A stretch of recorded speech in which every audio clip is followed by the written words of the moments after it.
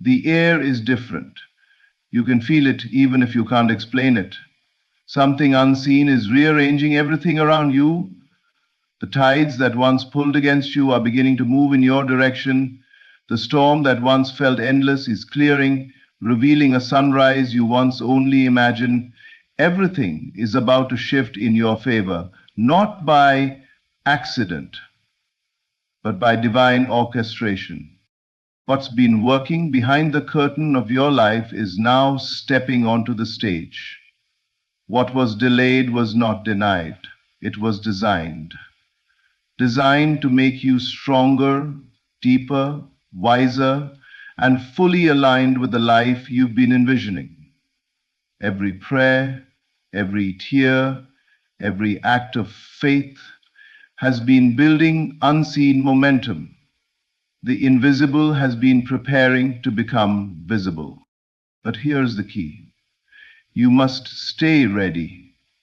Readiness is not about waiting nervously. It is about living expectantly. It is about walking as if it's already yours, speaking as if it's already done, and thanking life for what's unfolding even before it arrives. When you stay ready, you're not surprised by the blessing, you are synchronized with it. Reality bends to the state you occupy within.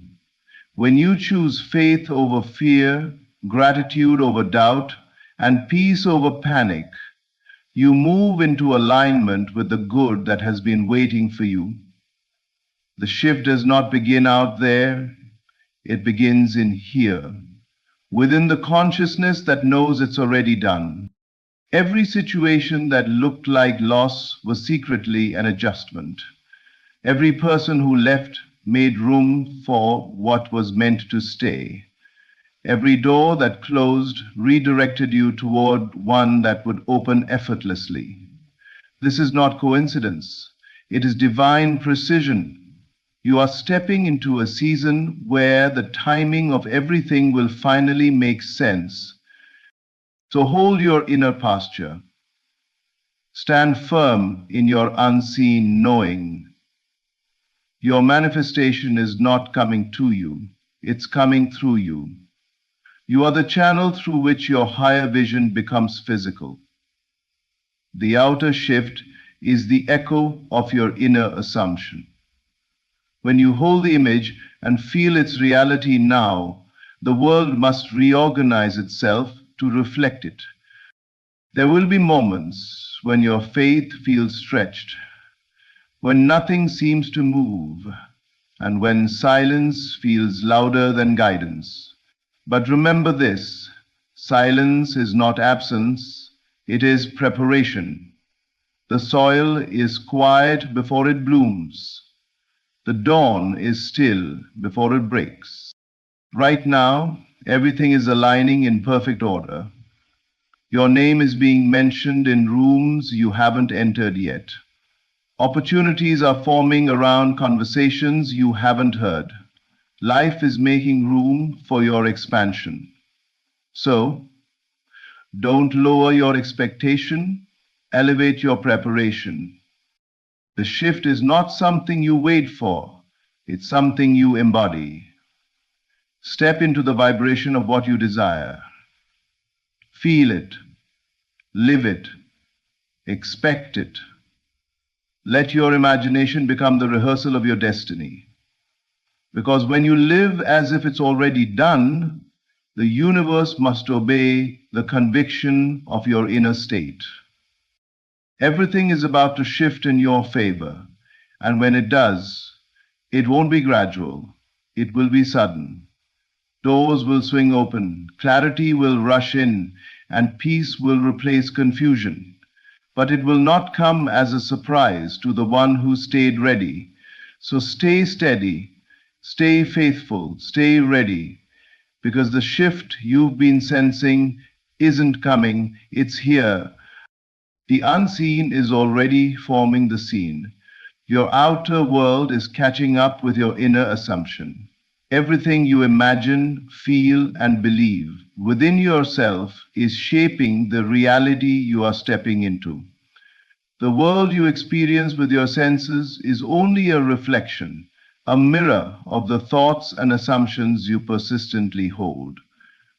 Nothing appears out of nowhere. Everything begins as an invisible seed in consciousness. The unseen is not distant or mysterious. It is the creative foundation of all that exists. Before the physical form arrives, it must first be conceived in the inner realm of awareness.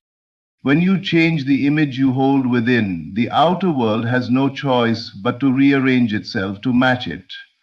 You do not attract what you want. You attract what you are conscious of being. Every assumption becomes a cause, and every experience becomes its effect. When you persist in a new state of being, when you assume that you already are, already have, already live the life you desire, the universe begins to respond to that inner frequency. People, circumstances, and opportunities start to move in ways that align with your inner conviction. What seems like chance is really divine coordination, following the blueprint of your belief. This is why imagination is sacred. It is not daydreaming, it is creation in motion. When you visualize something with emotion and certainty, you are instructing the unseen forces of life to mold themselves into form. The inner act becomes the outer fact. Your job is not to force outcomes or chase results. It is to sustain the feeling of the wish fulfilled until the outer world mirrors it. That is the true work, maintaining the inner assumption even when the evidence around you seems unchanged. The visible world often lags behind the invisible one. There is a divine delay, not as punishment, but as process. The unseen is always ahead of what you can perceive. Like a seed growing beneath the soil, the evidence of your assumption is developing in silence. You may not see it yet, but life is already arranging itself according to your belief. The people you need are being positioned. The opportunities you prayed for are being constructed. The path is being cleared even while you wait. So hold your faith. Continue to dwell in the reality of your fulfilled desire. Feel it real now. Speak from it, not about it. Act as if the unseen is more real than the seen, because it is. The moment you accept the truth of your inner state, the world begins to obey it. There is nothing outside of you that has power over what you hold within. The seen is only the shadow of the unseen, and the shadow must follow the light of your assumption. Your outer world is catching up. Every event, every encounter, every change you notice is the unfolding of the invisible design you already set in motion. Stay faithful to your vision, and soon what you once imagined will stand before you as undeniable reality. Faith is the bridge between where you are and what you have imagined. It is the invisible pathway that connects the unseen world of desire with the seen world of manifestation. Faith does not need evidence to begin. It creates the evidence as it moves forward. It is the silent conviction that what you have seen in your imagination is already yours, even before it takes physical shape. Faith lives in the realm of knowing, not hoping. It does not wait for proof. It stands on inner certainty that the unseen is more real than the seen. Every great transformation begins with faith, not in circumstances, but in the unseen potential within you. Faith allows you to step forward even when nothing around you suggests progress. It allows you to speak as if it's done, while everything around you looks incomplete. It holds you steady between the conception of your vision and its realization. Where logic ends, faith begins. It is the bridge you walk when there seems to be no path at all. When you hold a vision in your heart, something higher, brighter, and beyond your current experience, faith becomes the power that keeps you aligned with that vision. It silences doubt, dismantles fear, and refuses to accept temporary appearances as final truths. Faith whispers, "It's already done," when the world shouts, "It's impossible." It is not blind, it sees beyond, it perceives what cannot yet be seen, because it knows creation begins in the unseen. The moment you imagine something with feeling, you have already conceived it in consciousness. Faith is what sustains that conception until birth. It nurtures the seed of your desire while it's still underground. Without faith, you dig up the seed too soon, looking for proof, and the growth process is interrupted.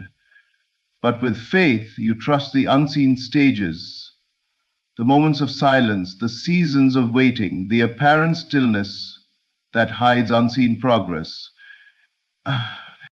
Faith transforms the waiting room into sacred preparation. It teaches you that manifestation is not about forcing life, but about trusting the divine order already at work. The bridge of faith is not crossed by sight, but by assumption.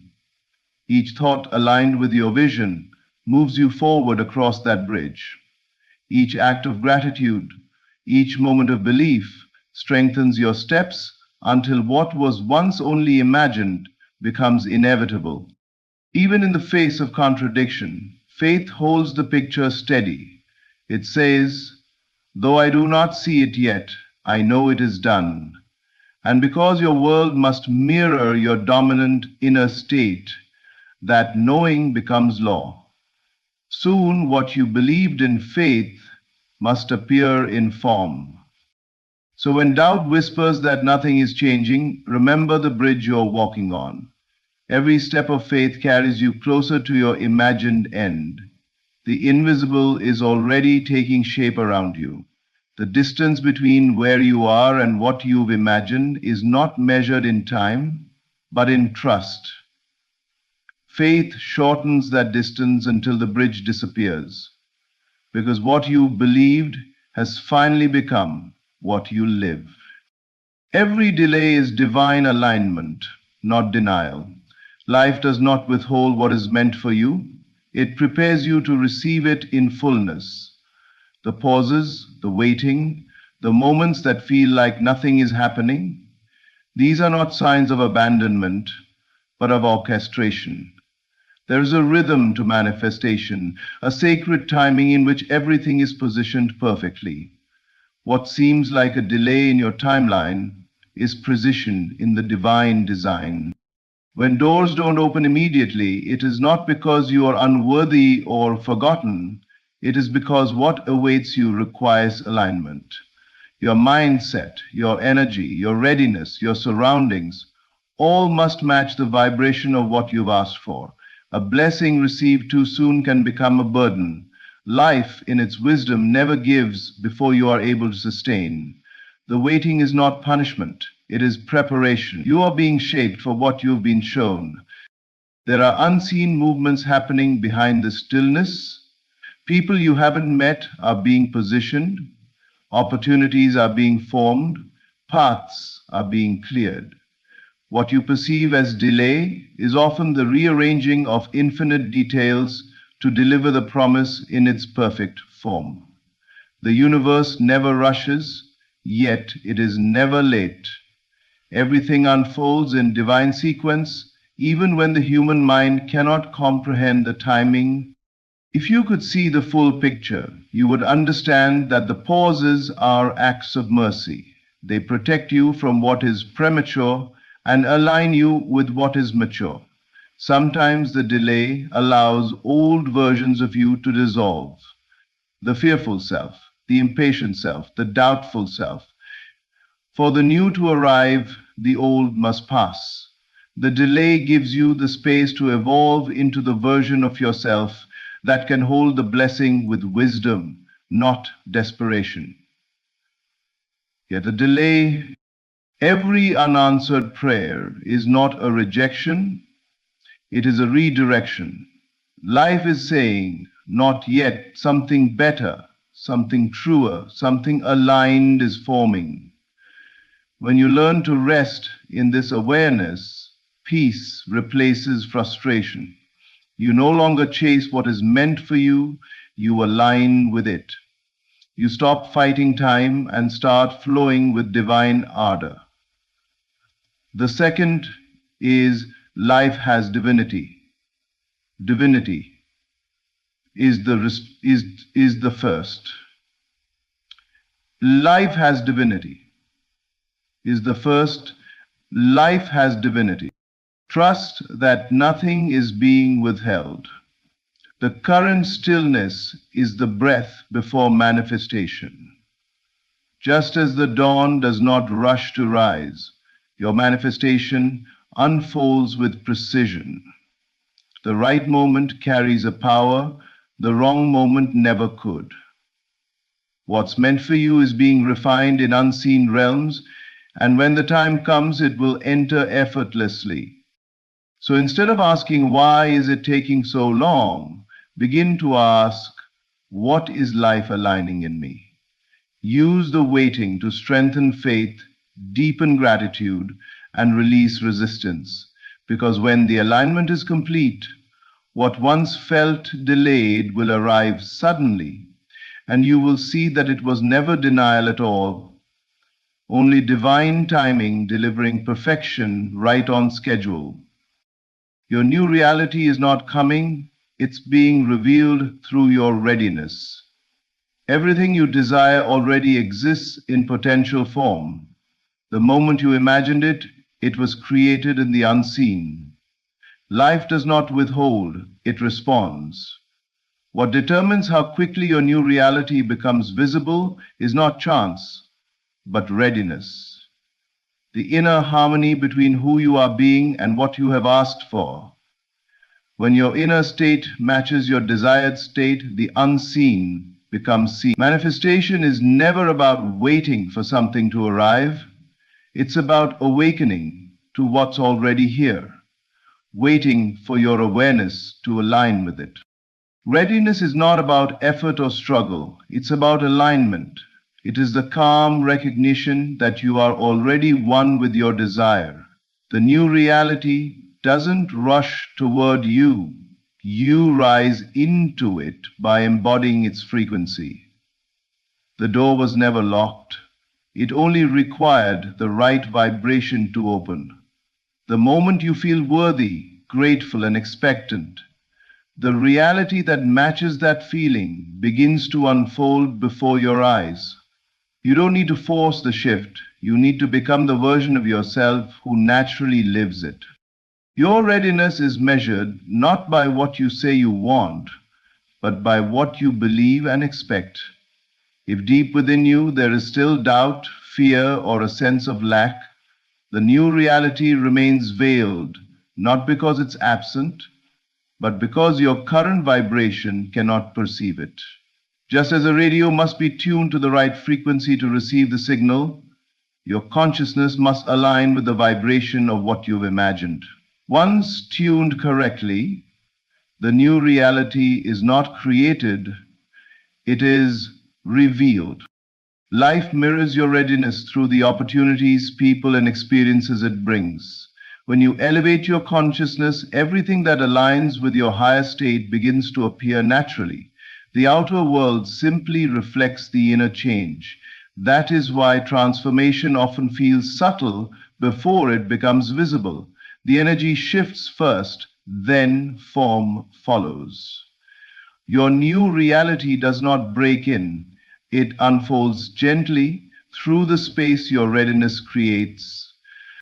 The most powerful way to prepare for what you desire is to live as though it is already here. Feel the joy now. Speak the gratitude now. Walk with the assurance that it's already done. When you act and feel from that end state, you signal to life that you are ready. Readiness is a language the universe understands perfectly.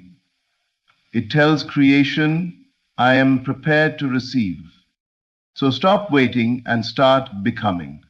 The future you're longing for is not distant, it's waiting in the folds of your awareness.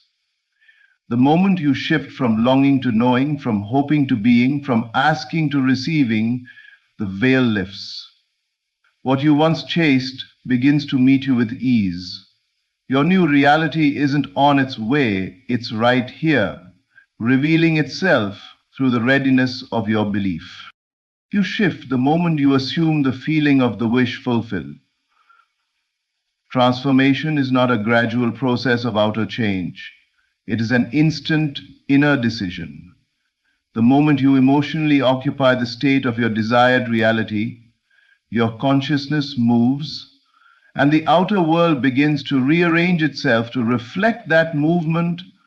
Reality bends to the feeling you hold most persistently. When you assume the feeling of the wish fulfilled, you are no longer asking, hoping, or waiting. You are claiming. You step into the vibration of already having, already being, already living what you once desired, and that inner assumption becomes the creative law that governs your world. Everything begins with the state of consciousness. You do not receive what you want, you receive what you are aware of being. The outer world is nothing but a mirror showing you who you believe yourself to be. When you shift your awareness, when you say inwardly, I am already there, I already have it, I already am it, you set a new cause in motion. Life has no choice but to mirror that assumption back to you. Through people, events, and circumstance, this is the silent power of inner feeling. It is creation in motion. The feeling of the wish fulfilled is not fantasy. It is faith made real within. It's the deep knowing that your desire is complete, even when the senses show no evidence of it. You no longer seek or strive. You rest in certainty. That certainty becomes a magnet that draws the unseen into visibility. What you continue to feel real must eventually take shape, because consciousness is the only creative power there is. In the unquantum level, to assume the feeling of the wish fulfilled is to live from the end. It means your thoughts, emotions, and actions now flow from a place of completion, not lack. You don't look at the world wondering when your dream will appear. You move as though it already has.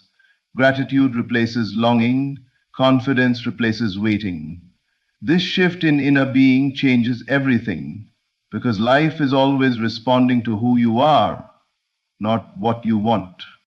There is no distance between you and your fulfilled desire, only a difference in vibration. The moment you bridge that gap with feeling, you collapse the distance. You have entered a new state, and the outer world must conform. This is why imagination is sacred. When you enter the scene in your mind and feel the reality of your wish as though it were happening now, you are not pretending, you are creating. You are rehearsing the vibration of your destiny until it becomes natural, inevitable, and manifest. So close your eyes and feel it done. Let your heart live in the world you have already created within. Walk in the confidence of completion, because the very instant you assume the feeling of the wish fulfilled, the shift occurs. And what was once unseen begins its journey toward visibility, drawn by the power of your inner conviction.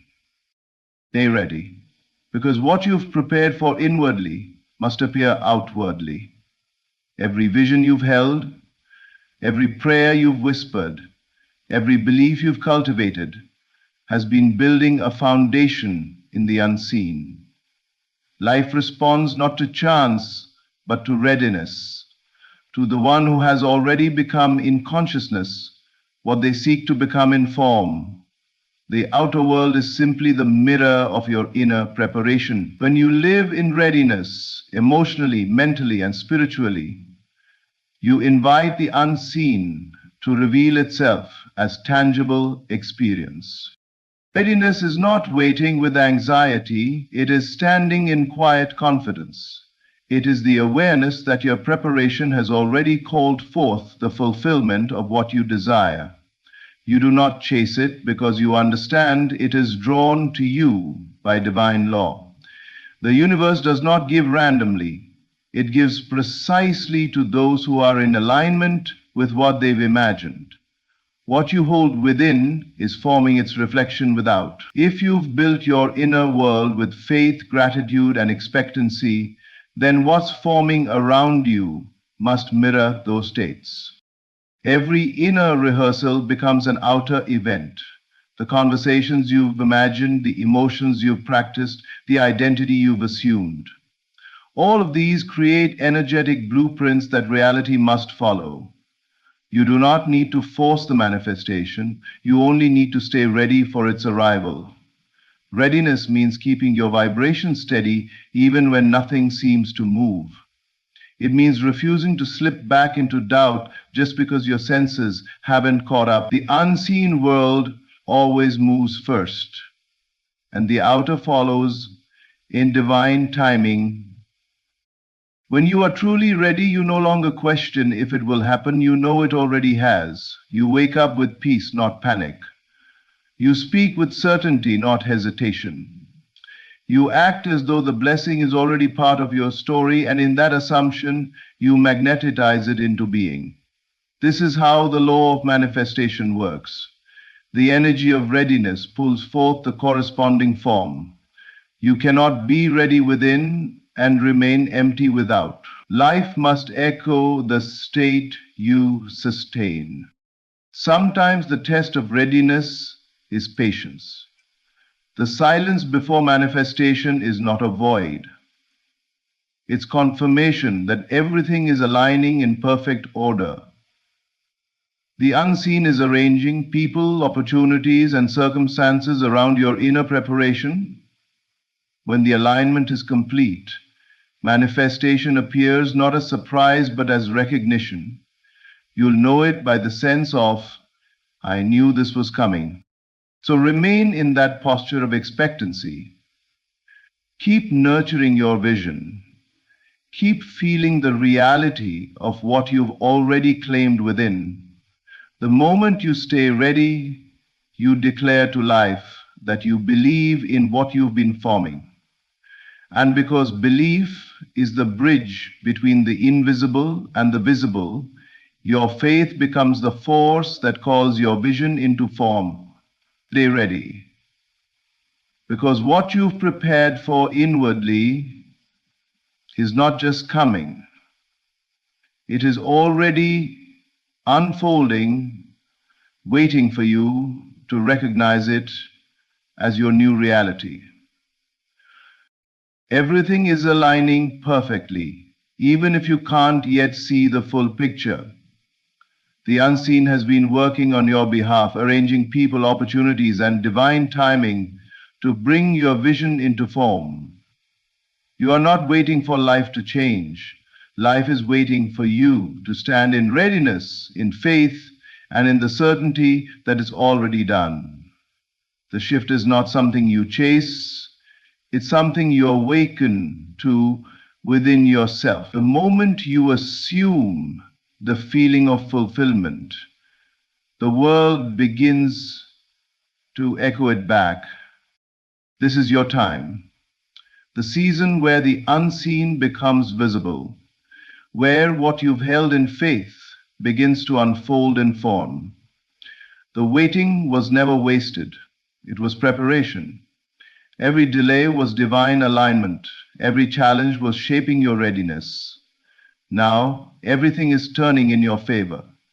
The atmosphere of your life is shifting to match the vibration of your belief.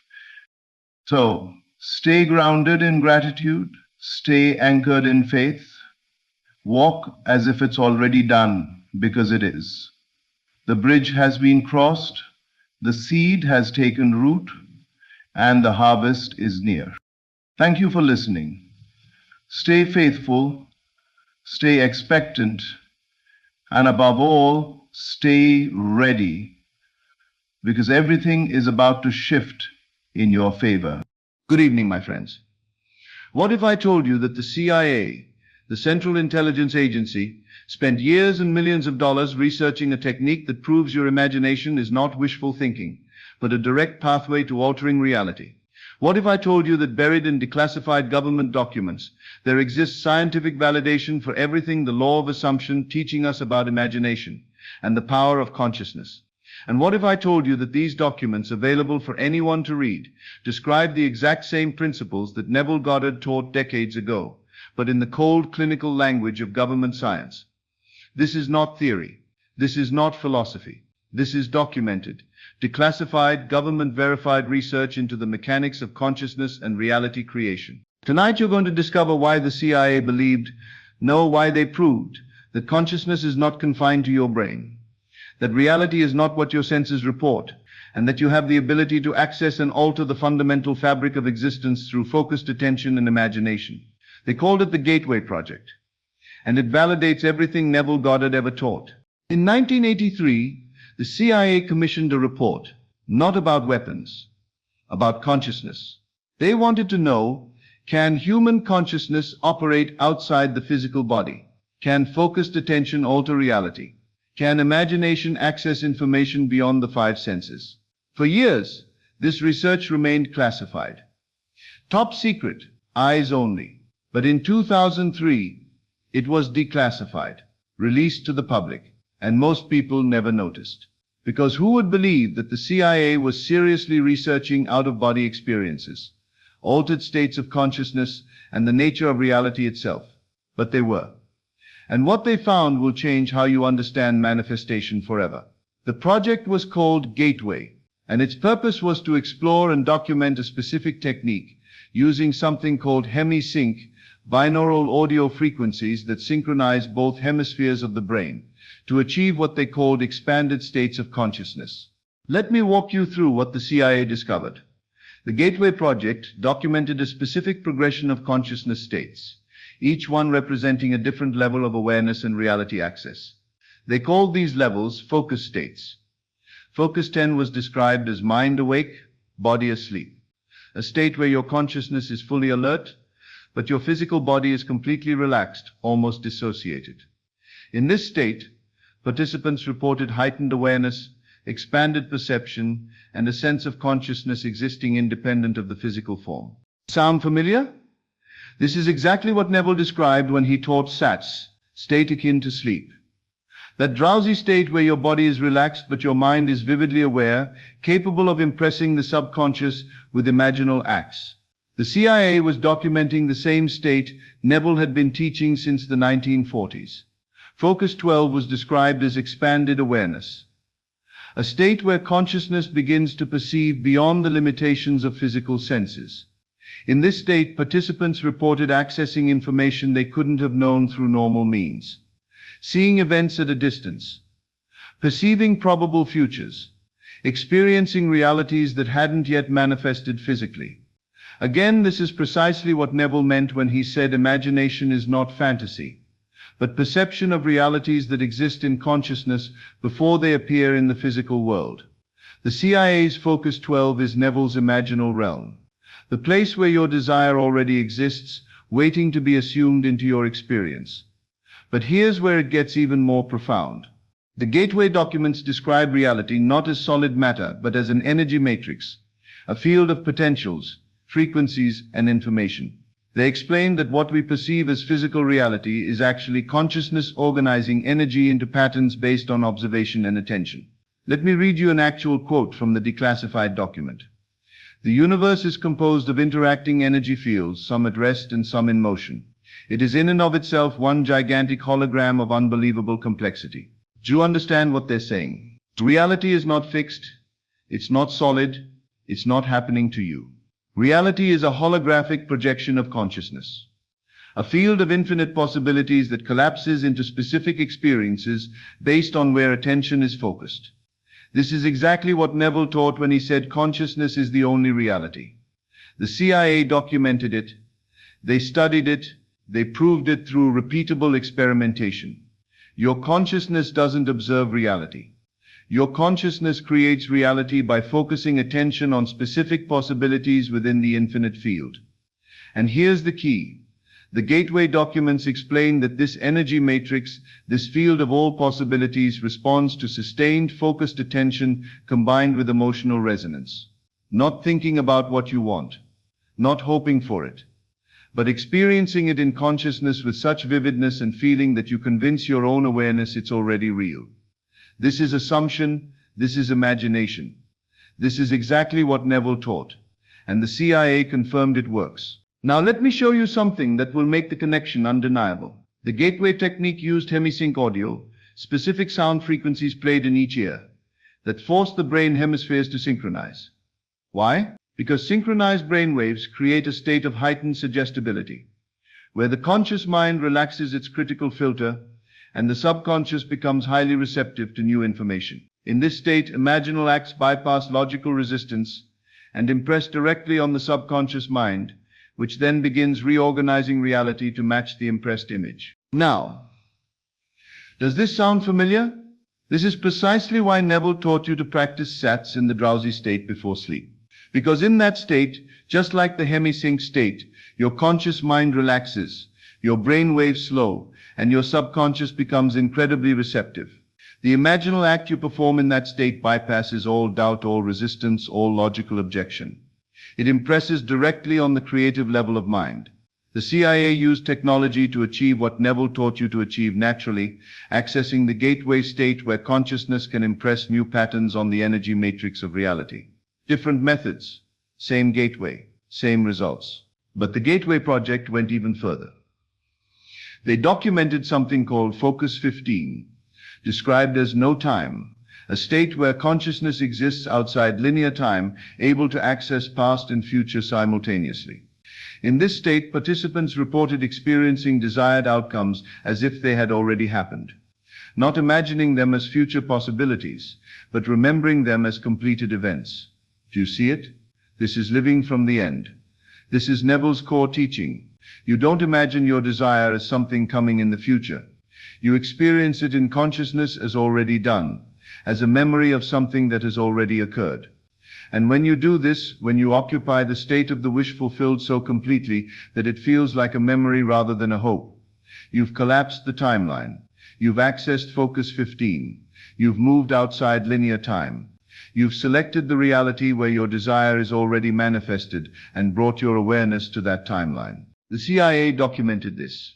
They proved participants could access information from timelines where events had already occurred differently than the current physical timeline. They proved that consciousness exists beyond time, that all possibilities exist simultaneously, and that focused attention determines which possibility you experience as your reality. This is quantum physics meeting ancient mysticism. This is science validating spirit, and it's exactly what Neville taught. Now let me connect another crucial piece. The Gateway documents explicitly state that consciousness is not produced by the brain. It's not confined to the physical body. It's not limited to the material world.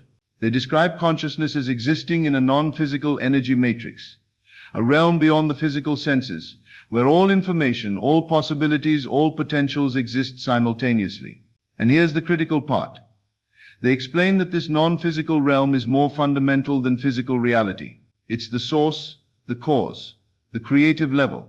Physical reality is the effect, the projection, the manifestation of what exists first in the non-physical realm. Neville called this the imaginal world, the realm of consciousness where your desire already exists in perfect, complete form.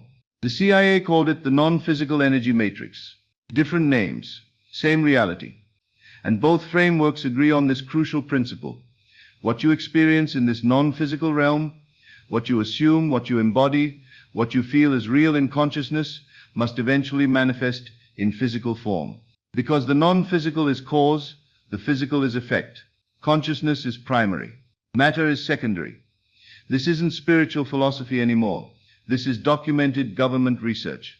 Now let me show you how the Gateway findings explain why assumption works. The documents describe reality as a holographic interference pattern, different frequencies of energy creating different experiential realities. Your current circumstances are one frequency. Your desired reality is a different frequency. Both exist simultaneously in the energy matrix. You're simply tuned to one frequency and not the other. Now here's what the Gateway research proved. You can change which frequency you're tuned to through sustained focused attention combined with emotional resonance. When you assume your desire fulfilled, when you maintain that assumption consistently, when you feel it as real, when you think from it rather than about it, you're literally changing your consciousness frequency. You're tuning yourself to the frequency where your desire already exists. And as you maintain that frequency, as you persist in that assumption, your physical reality begins to reorganize. Not because you're creating something new, but because you're aligning with a reality that already exists at a different frequency. This is why Neville said, assume the feeling of the wish fulfilled and continue in that assumption. Not because you're trying to convince the universe to give you something, but because you're changing your frequency to match the reality where you already have it. The CIA documented this exact mechanism. They just used words like resonance, frequency, and energy matrix, instead of assumption and imagination. Let me make this absolutely clear.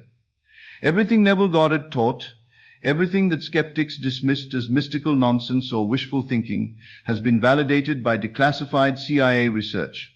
Neville taught, consciousness is the only reality. CIA documented, physical reality is a projection of consciousness operating in an energy matrix. Neville taught, imagination creates reality. CIA proved, focused consciousness can access and influence the fundamental energy patterns that determine physical manifestation. Neville taught, the feeling of the wish fulfilled is the secret. CIA confirmed, emotional resonance combined with focused attention is the key to altering reality frequencies. Neville taught, all states exist now. You simply choose which one to occupy. CIA discovered, all possible timelines exist simultaneously in the energy matrix. Consciousness determines which one you experience. Neville taught, the imaginal act impressed on the subconscious becomes your reality. CIA researched, consciousness in heightened receptive states can impress new patterns on the energy matrix that then manifest physically. The parallels are not coincidental, they're confirmational. What Neville knew through spiritual insight, the CIA proved through scientific investigation. Your imagination is not fantasy. It's a gateway to actual existing realities. Your assumption is not positive thinking. It's frequency alignment with desired timelines. Your feeling of the wish fulfilled is not pretending. It's consciousness resonating at the frequency where the desire already exists. So how do you use this? How do you become your own gateway project? Let me give you the exact protocol combining CIA methodology with Neville's teachings. Step 1. Enter the gateway state. Before sleep every night, enter the state akin to sleep. Your body completely relaxed. Your mind alert but drowsy. This is your personal hemi-sync. This is focus 10. This is the gateway state where your subconscious becomes receptive. You don't need technology. You don't need CIA equipment. You just need the natural state Neville taught you to access. Step 2. Construct your imaginal act. In this state, construct one simple scene that implies your desire is fulfilled. Not a scene of getting your desire. A scene that assumes you already have it. Make it vivid. Engage all your senses. Make it feel so real that you forget you're imagining. This is your focused consciousness entering the non-physical energy matrix. This is you accessing the frequency where your desire exists. Step 3. Loop and impress. Repeat this scene over and over as you drift into sleep. Don't think about it. Experience it. Be in it. You're impressing this reality on your subconscious. You're training your consciousness to resonate at this frequency. You're doing what the gateway participants did, accessing alternate realities through focused consciousness. But you're doing it naturally, powerfully, exactly as Neville taught. Step 4. Maintain the assumption throughout the day. This is crucial. The gateway isn't just a nighttime practice. Throughout your waking hours, you maintain the assumption that your desire is already fulfilled. You think from it, you speak from it. You make decisions from it. This is sustained frequency alignment. This is living from the end. This is consciousness choosing which reality to experience. Every time you drift back to your old assumption, your old frequency, you gently redirect back to your desired state. You're training your consciousness to naturally resonate at the frequency of your desire fulfilled. Step 5. Ignore contradictory evidence. The gateway documents explain something crucial. There's a time lag between consciousness shift and physical manifestation. When you change frequencies in consciousness, the physical reality takes time to reorganize and reflect the new frequency. During this time, you'll still see evidence of the old frequency, the old circumstances, the old reality. This is where most people fail. They see the unchanged circumstances and conclude it's not working, so they shift back to the old frequency.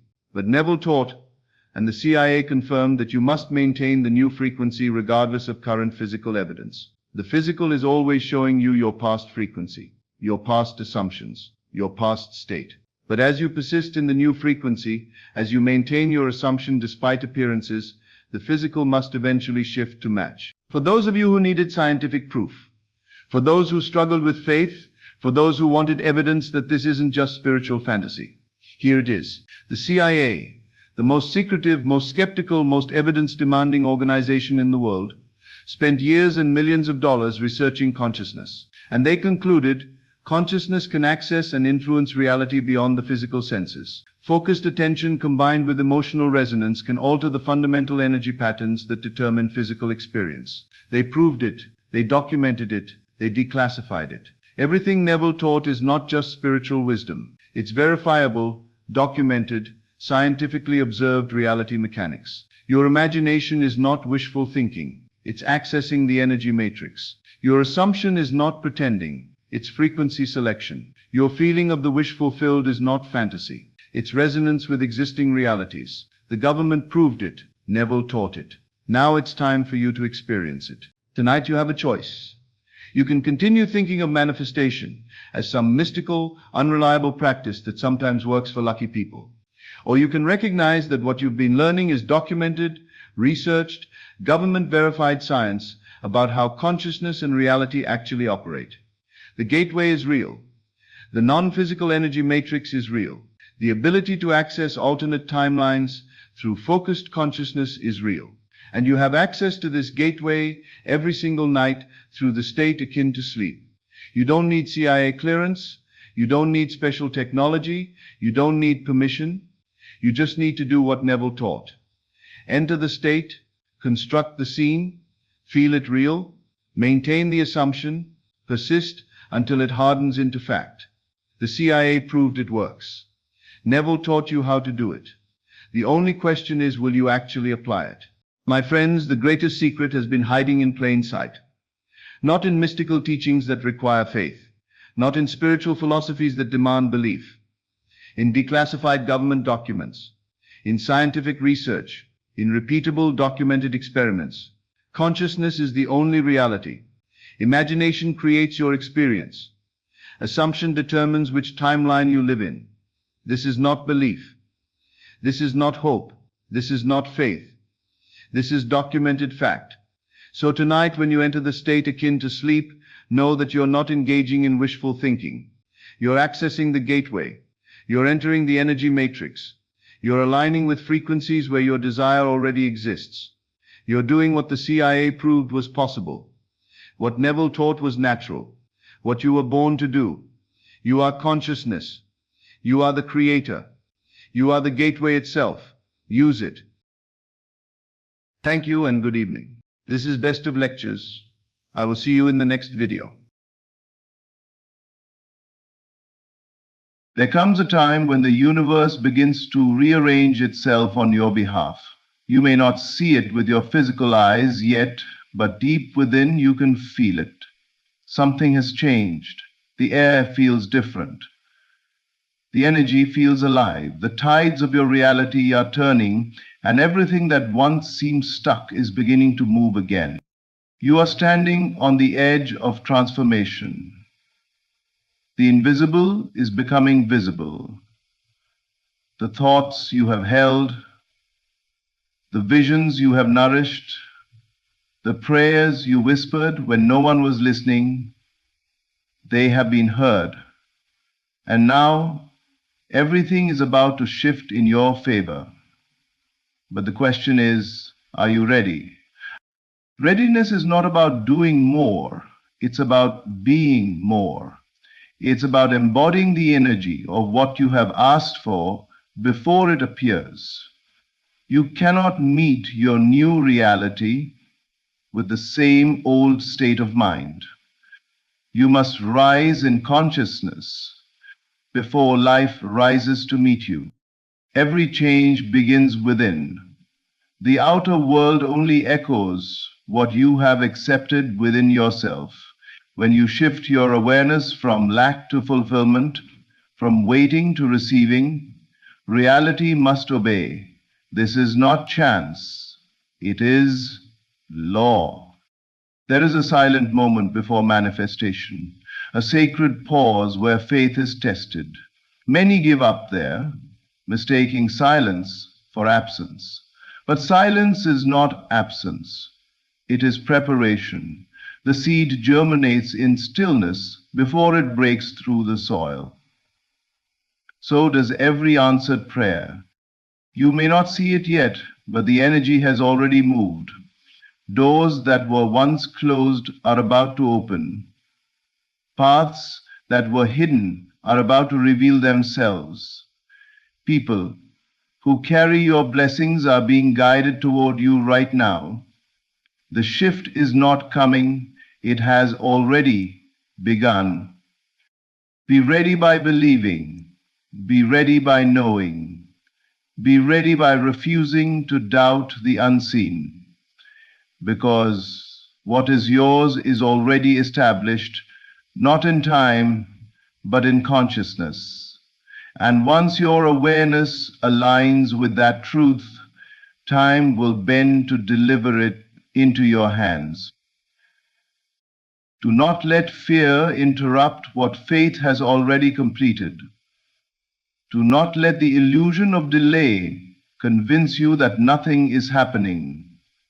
The universe is meticulous. It never forgets what you've imagined with feeling. So stand tall, stand certain, stand still, in knowing that everything is unfolding for your highest good. The shift is real and it is working in your favor. Life is not against you, it's rearranging itself for you. Be ready now, because the blessing is closer than it appears. There is a divine orchestration happening beyond what the eyes can see.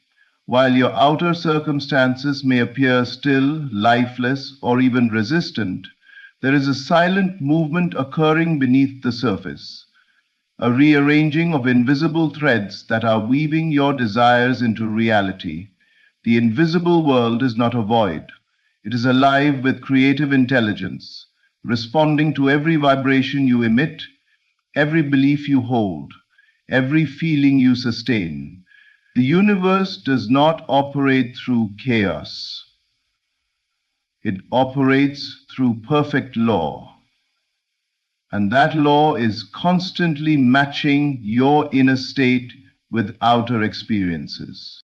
When you hold a vibration of faith, gratitude, and expectation, the unseen forces of life begin to respond with precision. The right people start to think of you. Opportunities begin to align in perfect timing. Circumstances that once seemed random now reveal themselves as purposeful steps leading you forward. You are never being ignored. You are being prepared. Even in moments where nothing seems to move, everything is actually shifting behind the scenes to bring you what you've already claimed in consciousness. But this invisible rearrangement cannot be forced. It is not about doing more, it is about allowing more. When you trust the unseen, you step out of fear and into flow. You stop chasing and start magnetizing. The universe mirrors your inner frequency, not your effort or struggle. This is why two people can do the same thing. One struggles endlessly, while the other moves with grace, because one is aligned internally and the other is not. Your alignment is the invitation for the invisible to reveal itself as visible. The moment you change how you feel about your life, life begins to change to reflect that feeling. The shift happens first within. Every new reality starts as an inner conviction, a quiet knowing that what you have asked for is already on its way.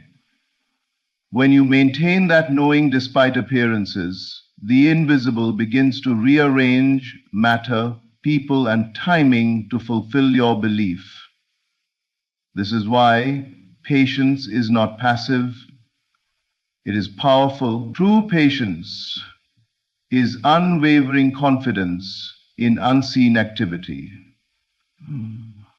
Imagine a seed buried in the soil. To the eye, nothing seems to be happening, yet beneath the surface, the soil is alive with movement, roots forming, life expanding, structure building.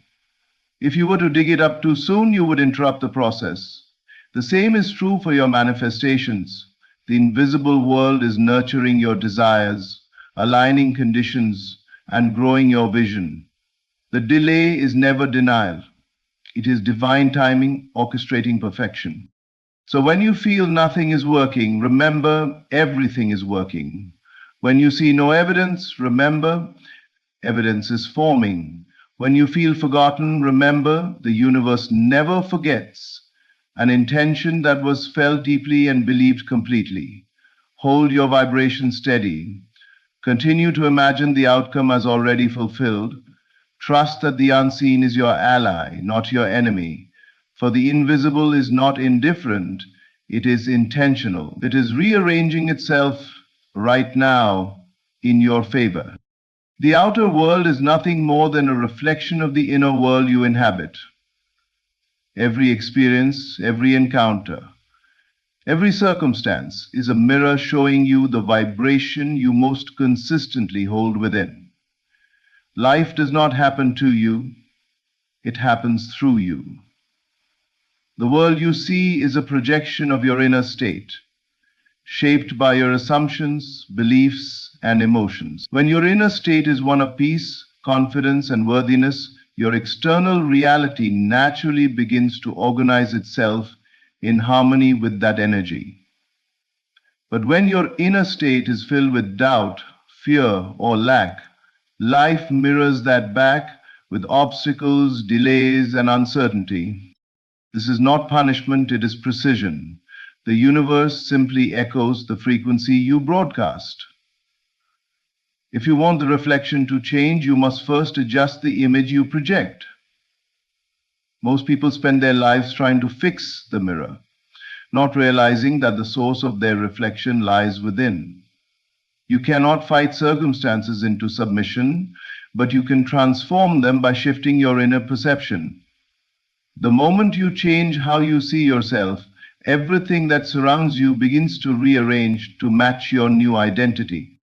When you hold an image of yourself as powerful, loved, capable, and abundant, life rises to confirm it. New opportunities appear, people treat you differently, doors open that were once locked. It is not that the world suddenly becomes kinder, it's that your new state of being calls forth a new version of the world. Everything around you bends to the vibration you sustain. This is the secret of transformation. The outer follows the inner. If you see yourself as lacking, the world reflects lack. If you see yourself as blessed, the world confirms that blessing. This truth is simple yet profound. Nothing can appear in your experience that you have not first accepted within. Your inner conversation, the thoughts you silently repeat about who you are, form the foundation of your reality. Change those inner words, and your outer life must obey. This is why awareness is everything. Before reacting to a situation, pause and ask yourself, what state of being am I occupying right now? The situation is not asking for more action. It is asking for a higher state.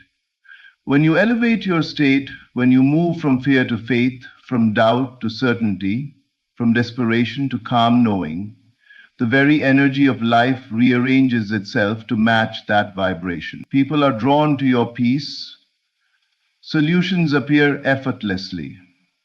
What once felt heavy becomes light.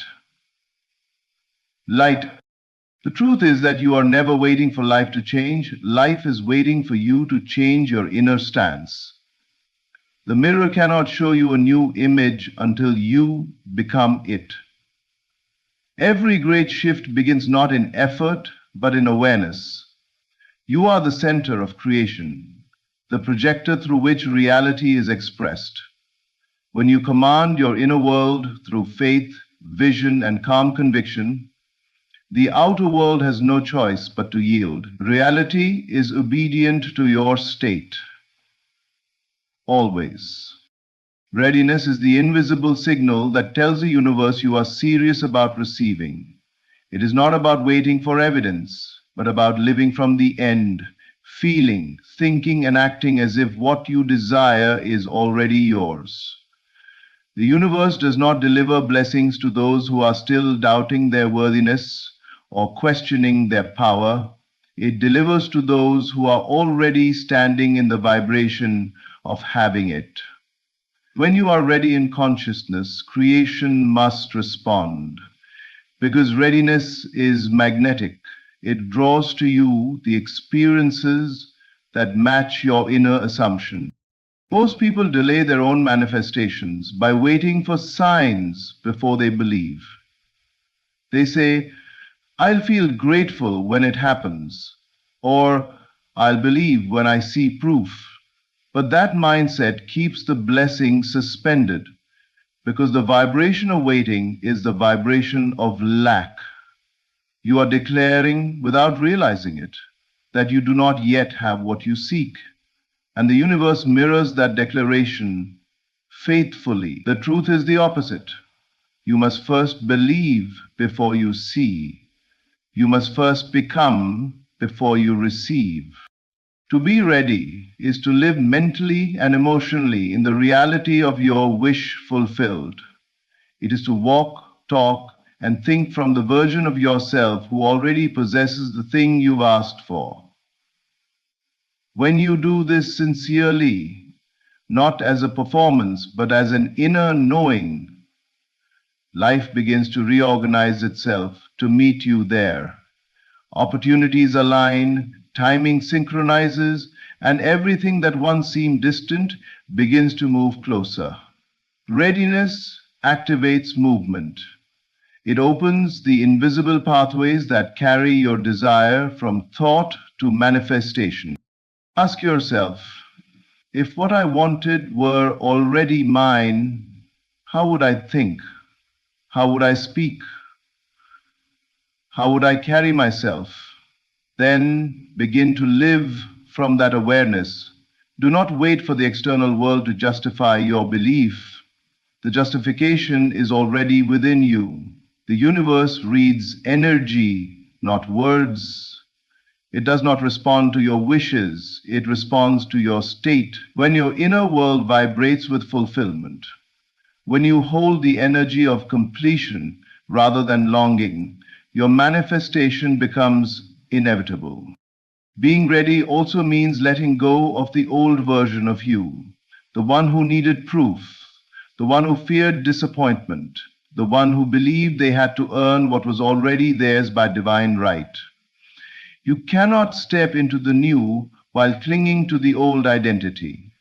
The shift happens the moment you assume the feeling of the fulfilled desire. That assumption is not pretense, it is creation in motion.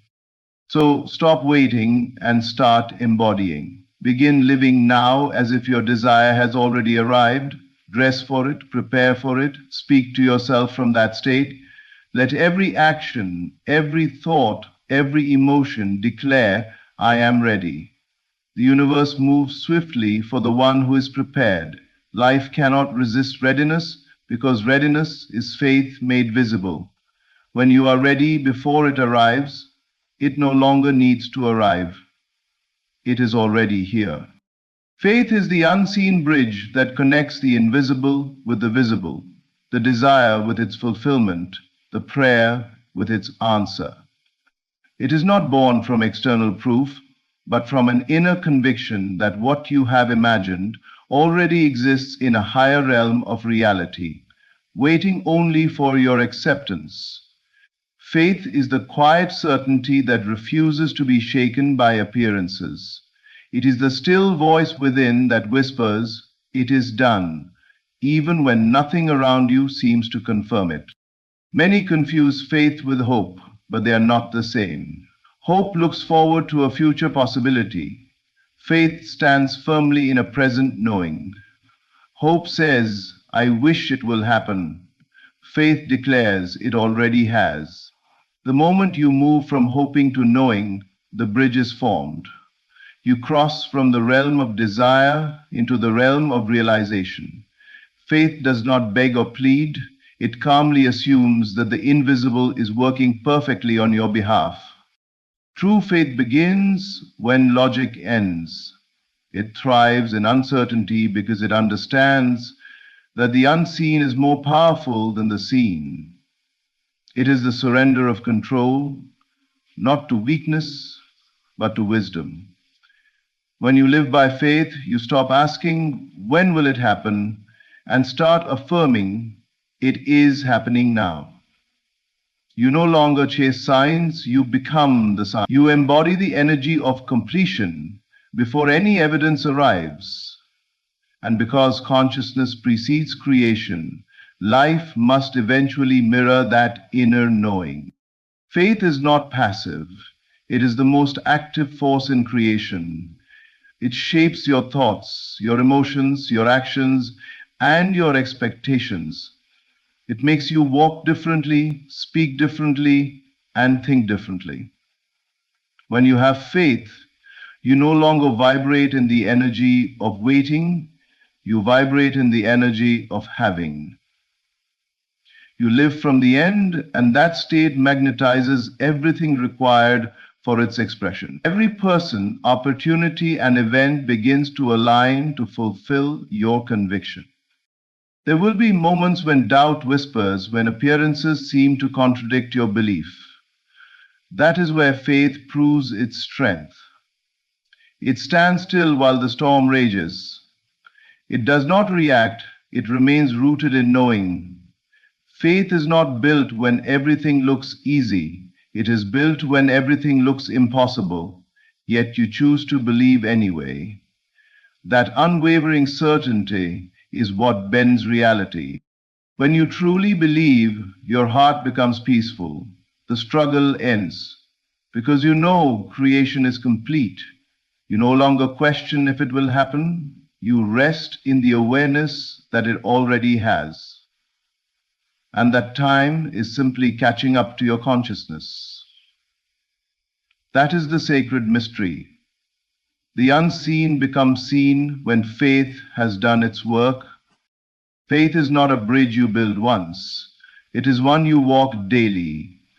Each thought of trust strengthens it, and every doubt weakens it. The more you affirm your unseen truth, the more solid that bridge becomes. And one day, without force or effort, you find yourself standing on the other side, in the reality you once only imagined, realizing it was faith that carried you there all along. Delay is never a sign of denial. It is a divine pause designed to prepare you for what you've asked for. The universe never withholds what is meant for you. It simply aligns it perfectly with the moment you are truly ready to receive. What feels like waiting is often the unseen work of transformation, both within and around you. While you're focused on timing, life is focused on alignment. The delay is not punishment, it is protection. It ensures that when your manifestation arrives, you have the strength, wisdom, and clarity to hold it. Every pause has purpose. It refines your faith, stretches your patience, and reveals whether your desire is rooted in truth or desperation. The waiting season is not empty, it's sacred ground where your consciousness evolves. It is where belief matures from hope into knowing. Without delay, there would be no depth, no grounding, no wisdom to sustain the blessing. What you call delay, the universe calls development. The dream is being polished in the unseen before it becomes visible. During these quiet seasons, you are not being ignored, you are being instructed. Life is teaching you how to align your vibration with what you've imagined. Every challenge you face, every unanswered prayer, every seeming setback is sculpting your character into the perfect container for your desire. If the manifestation arrived too soon, it would slip through your fingers, because your inner world would not yet be able to sustain it. The delay ensures that your inner foundation is strong enough to carry the weight of what's coming. The waiting refines you. It burns away doubt and replaces it with confidence. It removes dependency on external validation and anchors you in inner knowing. It teaches you to trust the process without needing to see results. The delay is where you learn that manifestation is not about rushing, it's about readiness. When you finally realize that nothing is truly missing, that you are complete even before the desire appears, the universe responds immediately. For you have finally become the version of yourself who is equal to the vision you hold. Sometimes what looks like nothing is happening is actually everything happening. Energy is being rearranged, people are being positioned, opportunities are being prepared. You can't see the orchestration, but it's happening in perfect sequence. What feels like stillness is simply synchronization. The universe is never late, it is exact. So when the waiting feels long, shift your focus from frustration to faith. Instead of asking, why hasn't it happened yet? Ask, what is this season shaping within me? Because the truth is, the delay was never working against you, it was working for you. It was aligning timing, building strength, and expanding your capacity to receive. And when the manifestation finally arrives, you will look back and understand the delay was not a detour, it was the bridge. Everything you learned in waiting was the preparation that made the blessing possible. What once felt like postponement was divine precision. The delay was never denial, it was destiny unfolding in perfect order. Anxiety is the energy of separation. Alignment is the energy of union. When you are anxious, you are living in the vibration of absence, believing what you desire is distant, uncertain, or beyond reach. But when you align, you step into the vibration of presence, the quiet knowing that what you've asked for already exists and is already yours in the unseen. The shift from anxiety to alignment is the moment you stop chasing and start allowing. It is the instant you realize that creation doesn't happen through effort. It happens through resonance. Your only real task in this life is alignment, to bring your inner state into harmony with the outcome you desire. You don't have to figure out the details, force the timing, or control how it unfolds. You only need to occupy the state of being that matches what you wish to experience. Feel now what you imagine you'll feel then, and the universe will bridge the gap between the two. That is the secret of effortless manifestation. Anxiety says, it's not here yet. Alignment says, it's already done. Anxiety doubts the process. Alignment trusts it. Anxiety looks for signs. Alignment becomes the sign. Every time you choose faith over fear, calm over worry, gratitude over impatience, you step closer to your desire. Not because the outer world suddenly shifts, but because you shift and the outer world mirrors you. Alignment is not pretending or forcing positivity. It's about finding peace in knowing that life is always responding to your inner energy. It's realizing that when you feel whole, complete, and fulfilled, You naturally attract experiences that reflect that state.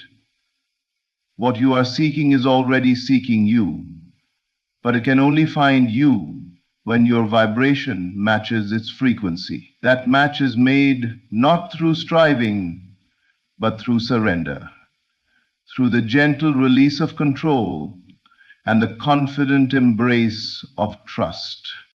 The shift happens quietly. It's not dramatic or loud. One day you simply stop worrying and everything begins to flow. Doors open effortlessly. Conversations happen by chance. Opportunities appear without struggle. This is not coincidence. It's alignment doing its work. When you stop resisting, you create space for the universe to move. The energy that was once tangled in fear becomes available for creation. The truth is that anxiety blocks what alignment allows. When you are anxious, you are sending mixed signals, asking for abundance while vibrating lack, asking for love while vibrating fear. But when you are aligned, your thoughts, emotions, and beliefs speak one language. It is already mine. That unified signal commands the universe to respond immediately. So step out of anxiety and into alignment. Breathe, release, and trust that what is meant for you is already on its way. Not tomorrow, not someday, but now. Feel the fulfillment before it arrives. Walk with the confidence of completion. The moment your inner world becomes a match to your desire, the shift is complete. Quietly, instantly, and irrevocably. Everything in your life is moving toward alignment, even when it feels uncertain. The invisible is working in your favor, shaping events, people, and opportunities to mirror your new state of being. You are not waiting for a miracle, you are becoming the miracle through your consciousness. The shift is not ahead of you, it is within you. Every change in thought, every moment of faith, every feeling of gratitude moves you closer to the reality you've already claimed. You are not being tested, you are being transformed. The waiting, the stillness, the silence, they were never punishments, but invitations to rise higher in awareness. Everything that once seemed delayed was only preparing you for what is already yours by divine design. Now, as you stand on the edge of manifestation, let go of worry and embrace readiness. Trust that life knows exactly what it's doing. So take a deep breath and stand firm in knowing everything is about to shift in your favor. Not tomorrow, not someday, but now. Your faith has already opened the way, and the unseen has already begun to take form. All that's left is for you to believe it, feel it, and receive it. Thank you for listening. And remember, the power is not out there. It has always been within you. Everything you seek is already seeking you. Be still, be ready, and watch the universe move in your favor. Good evening, friends. Tonight I want to speak to you about one of the most revolutionary concepts you will ever encounter. It's a principle that once understood and applied will transform your entire relationship with time, with desire, and with manifestation itself. The principle is this: live in the end. Live in the end. Now, what do I mean by this? Most people, when they want something, focus all their attention on the beginning, on the lack, on the wanting, on the hoping, on the trying. They live in the state of I want this, or I need that, or someday I will have. But I tell you tonight, this is exactly backwards. If you want to bring anything into your world, and I mean anything, you must live from the end of the desire fulfilled, not from the beginning of the wanting. You must assume the feeling of the wish fulfilled, and live as though it were already an accomplished fact. Listen carefully, for this bears repeating. You do not live in the hope of getting it. You do not live in the process of trying to get it. You live in the end, in the satisfaction, in the fulfillment, in the completion of having it already. Let me give you an example that will make this crystal clear. Suppose you desire a new home. Most people would spend their days looking at real estate listings, worrying about down payments, calculating mortgage rates, hoping they can afford it, trying to figure out how it will happen. All of this is living at the beginning of the desire, in the state of wanting and not having. But to live in the end means something entirely different. It means you go to sleep each night feeling yourself in that home. You feel the satisfaction of ownership. You imagine walking through your rooms, cooking in your kitchen, relaxing in your living room. You don't wonder if you'll get it. You feel the contentment of already having it. You live from the assumption that it's already yours. A gentleman came to me last year with exactly this situation. He had been house hunting for 2 years with no success. Every offer was rejected. Every possibility fell through. Neville, he said, I've tried everything. Nothing works. I said to him, you've been living at the wrong end of your desire. You've been living in the wanting, not in the having. That very night I instructed him to stop looking at houses, stop calculating finances, stop worrying about the how. Instead, I told him to spend 10 minutes each night lying in bed, imagining himself already living in his perfect home. Feel yourself turning the key in your own front door, I said. Smell the coffee brewing in your own kitchen. Feel the satisfaction of being exactly where you belong. 3 weeks later, through a series of events he could never have orchestrated, he found and purchased the perfect home at a price he could easily afford. This is the power of living in the end. When you truly live from the feeling of the wish fulfilled, you compress time itself. You bring the future into the present moment. But why does this work? Because, my friends, there is no tomorrow. There is no future moment when you will finally be happy, finally be fulfilled, finally have what you want. There is only now, only this eternal moment. When you live in the end, you recognize that what you desire already exists. It exists now in this very moment. As a state of consciousness, you can enter. Time, as we experience it in this world of Caesar, is an illusion. In consciousness, all things exist simultaneously. The beginning and the end are one. When you desire something, that thing already exists as a completed fact in the eternal now. Your job is not to create it. Your job is to claim it by living in the consciousness of already having it. Most people make the mistake of trying to live in the end, while simultaneously watching the world of appearances for confirmation. They'll spend a few minutes imagining their desire fulfilled, then spend the rest of the day looking around saying, but I don't see it yet. Where is it? Why hasn't it appeared? This is not living in the end. This is living in doubt with occasional visits to the end. To truly live in the end means to maintain that state of fulfilled desire as your dwelling place, regardless of what your physical senses are telling you. Let me share another example. A young lady came to me desperate to marry a particular man. She had been in love with him for years, but he showed no interest in her romantically. She had tried everything, making herself more attractive, being available, dropping hints. Nothing worked. I said to her, stop trying to get him to love you. Instead, live in the state of being his beloved wife. She looked at me as if I had lost my mind. But Neville, she said, we're not even dating. That, I replied, is irrelevant. In consciousness, you can be his wife right now. Feel what it feels like to wear his ring. Imagine falling asleep beside him each night. Feel the security and joy of being completely loved by him. Don't live in the hope of marrying him. Live in the contentment of being married to him. She practiced this faithfully. Every night she would fall asleep feeling herself as his beloved wife. She wore an imaginary ring and felt its weight on her finger. She imagined their conversations, their shared meals, their quiet moments together. Within 3 months, he began to see her differently. Within 6 months, he proposed. They've been happily married for 5 years now. The secret was that she stopped living in the state of wanting to be his wife and began living in the state of being his wife. She moved from the beginning of the desire to the end of it. Now I must warn you about something. When you first begin to live in the end, your logical mind will rebel. It will say, this is foolish. This is just pretending. This is denial of reality. But I ask you, what is reality?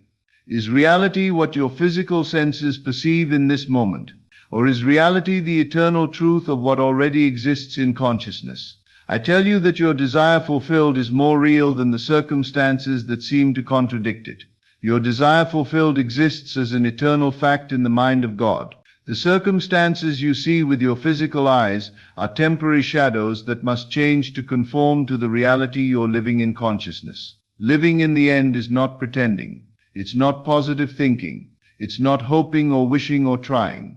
It's a complete assumption of the state of consciousness that corresponds to your desire fulfilled. It's living as if you already have it, because in the only reality that matters, consciousness, you do already have it. But here's what many people struggle with. How do you live in the end when everything around you seems to contradict it? How do you feel wealthy when your bank account says otherwise? How do you feel loved when you're alone? How do you feel successful when you're currently struggling? The answer is practice. Persistent, faithful practice. You must train your imagination to dwell in the state of the wish fulfilled until that state becomes natural to you. Start with short periods, just a few minutes each day, where you completely inhabit the feeling of your desire fulfilled. Gradually extend these periods until living in the end becomes your natural state of being. Remember, you're not trying to convince yourself that you have something you don't have. You're recognizing that in the realm of consciousness, the only realm that matters, you already possess everything you could ever desire. You're simply aligning your awareness with this eternal truth. A businessman once asked me, Neville, how can I live in the end of being successful when my business is failing? I said to him, success is not a future event. It's a present state of consciousness. Right now, in this moment, you can feel successful. You can think as a successful man thinks. You can carry yourself as a successful man carries himself. He protested, but my bills are unpaid. My customers are leaving. My profits are down. I replied, those are the conditions that brought you to seek a different state. They are not permanent facts about you. They are temporary conditions that must change when you change your state of consciousness. I instructed him to spend time each day feeling completely successful. Not trying to become successful, but feeling the satisfaction of already being successful. How would you feel, I asked him, if your business was thriving beyond your wildest dreams? Feel that now. Not tomorrow, not when conditions change, but now. He did this faithfully, and within a few months his business had completely turned around. New opportunities appeared, old customers returned, profits soared. The external change followed the internal change, as it always must. This is why I emphasize, live in the end. Don't live in the process. Don't live in the struggle. Don't live in the hope of getting. Live in the satisfaction of having. Live in the joy of being. Live in the fulfillment of your completed desire. When you truly live in the end, something magical happens. You stop being anxious about your desire because you're no longer waiting for it. You already have it. You stop being desperate because desperation comes from lack, and you're living in fulfillment. You stop trying to force things to happen because you know they've already happened in the realm of consciousness, and the physical world has no choice but to conform. Let me tell you about a young man who wanted to be a successful actor. He had been in New York for 3 years, waiting tables and going to auditions with no success. He came to my lectures feeling defeated. Neville, he said, I'm ready to give up and go home. I said to him, don't give up. Instead, change your approach entirely. Stop living in the struggle of trying to become an actor. Start living as a successful actor. Every night I told him to imagine himself on stage, receiving applause, feeling the joy of doing what he loved for a living. I told him to feel the satisfaction of being recognized for his talent, the security of steady work, the fulfillment of living his dream. But I haven't booked a job in months, he said. I have no reason to feel successful.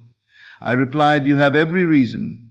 In consciousness, you are already the successful actor you desire to be. Your job is to recognize this truth and live from it." Within 2 months of faithfully living in this end state, he booked his first major role. Within a year, he was working steadily and earning more than he had ever imagined possible. The career he dreamed of became his reality, because he stopped dreaming of it and started living in it. This is the great secret. The end is not something you reach, it's something you claim. It's not something you achieve. It's something you assume.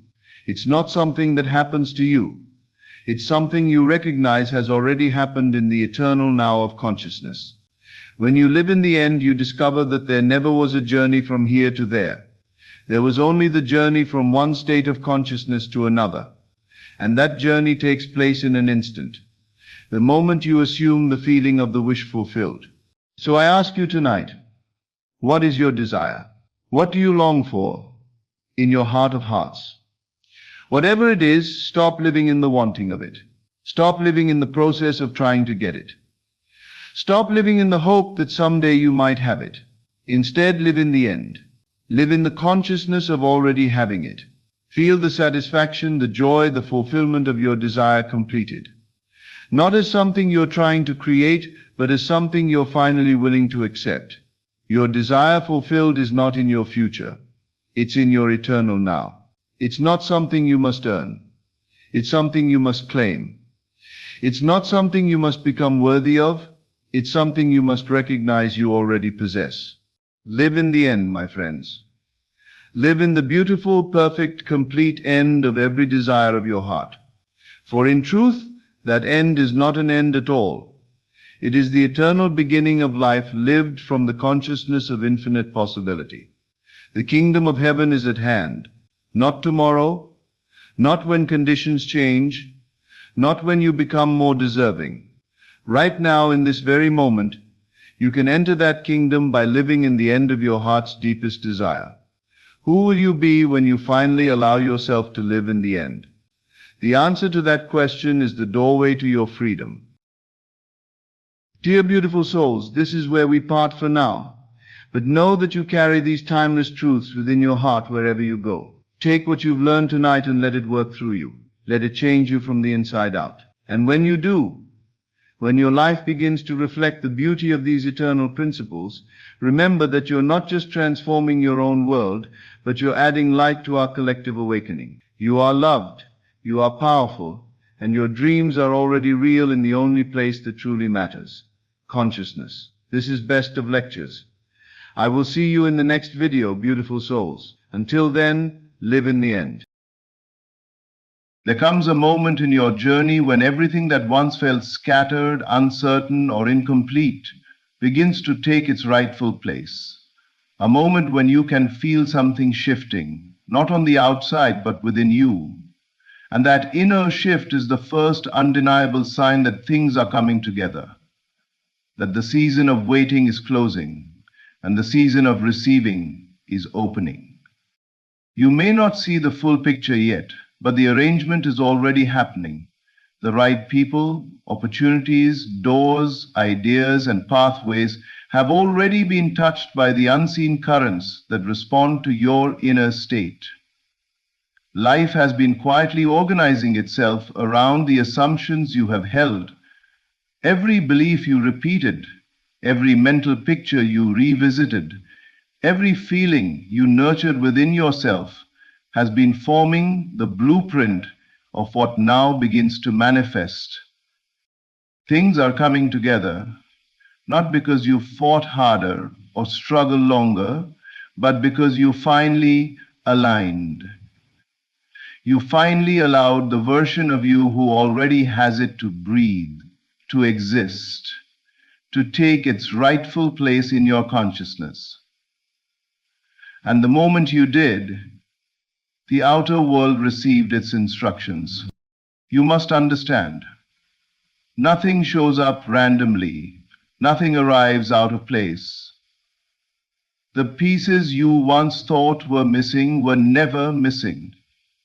They were preparing. They were developing in silence, waiting for the exact moment when your inner readiness matched their arrival. And that moment is now approaching.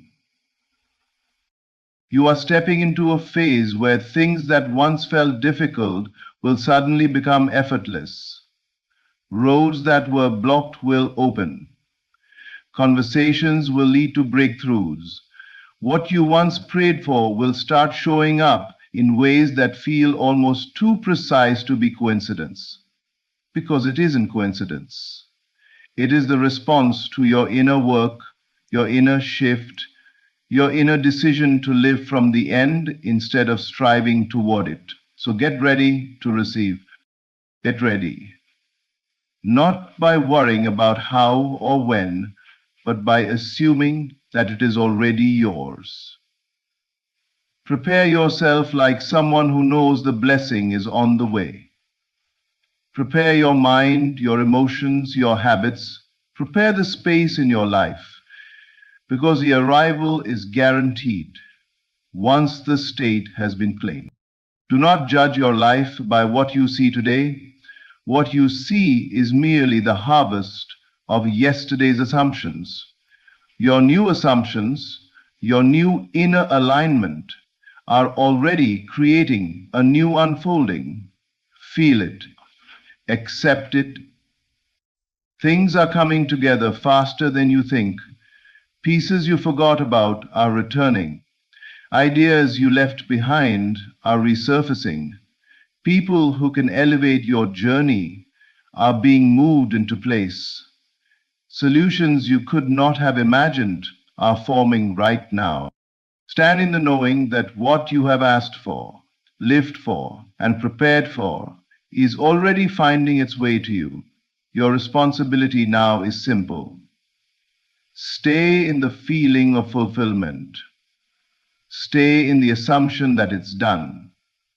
Live as the version of you who has already received, because when you do, the outer world will have no choice but to rearrange itself to reflect that truth. Things are coming together beautifully, perfectly, powerfully. Get ready, because what you're about to receive is bigger than what you've been waiting for. Your inner assumptions are silently arranging the outer world to match them, shaping your experiences in ways you may not always recognize at first. The world you encounter is not a random sequence of events, nor is it governed solely by luck or external forces. Much of what you meet in your outer reality is the reflection of the quiet convictions you carry within. These assumptions, those deep, often unspoken beliefs about who you are, what you deserve, and what is possible for you, become the organizing blueprint for your life. When you assume something inwardly, even without speaking it aloud, you begin to live in alignment with it. Your tone changes, your expectations shift, your imagination forms different pictures, and your choices follow a new path. Without realizing it, you step into the role of the person who holds that assumption, and life responds accordingly. It is not magic or coincidence. It is the natural consequence of consciousness expressing itself through your experiences. If you assume lack, you will unconsciously notice every instance of it. You will interpret situations through the lens of not enough, and you will attract experiences that confirm that belief. It will feel as though the world is denying you, when in truth you have been denying yourself. Your assumption becomes the silent command that life must obey. But when you adopt a new inner assumption, one rooted in abundance, worthiness, or possibility, you begin to open doors that once seemed closed. Even before anything external changes, there is a shift in how you walk, how you see yourself, and how you engage with your environment. You begin to act like someone who knows success is natural, who expects love to find them, who trusts that opportunities are meant for them. These subtle inner movements create the conditions that allow new experiences to emerge. The outer world does not argue with your inner state, it mirrors it. Every time you persist in an assumption, not temporarily, but with steady conviction, you are giving the universe a blueprint to follow. The people you encounter, the timing of events, the way circumstances unfold, even the ideas that surface in your mind are influenced by that deep inner stance. This is why changing your outer life often begins with shifting your inner assumptions. If you wait for the world to change first, you will wait forever. But when you choose to embody the state of already having what you desire, the world rises to meet that state. Life rearranges itself around the version of you that you have chosen to embody. You cannot fake an assumption because the inner feeling always reveals the truth. But you can cultivate it, you can internalize it, you can persist in it until it becomes natural.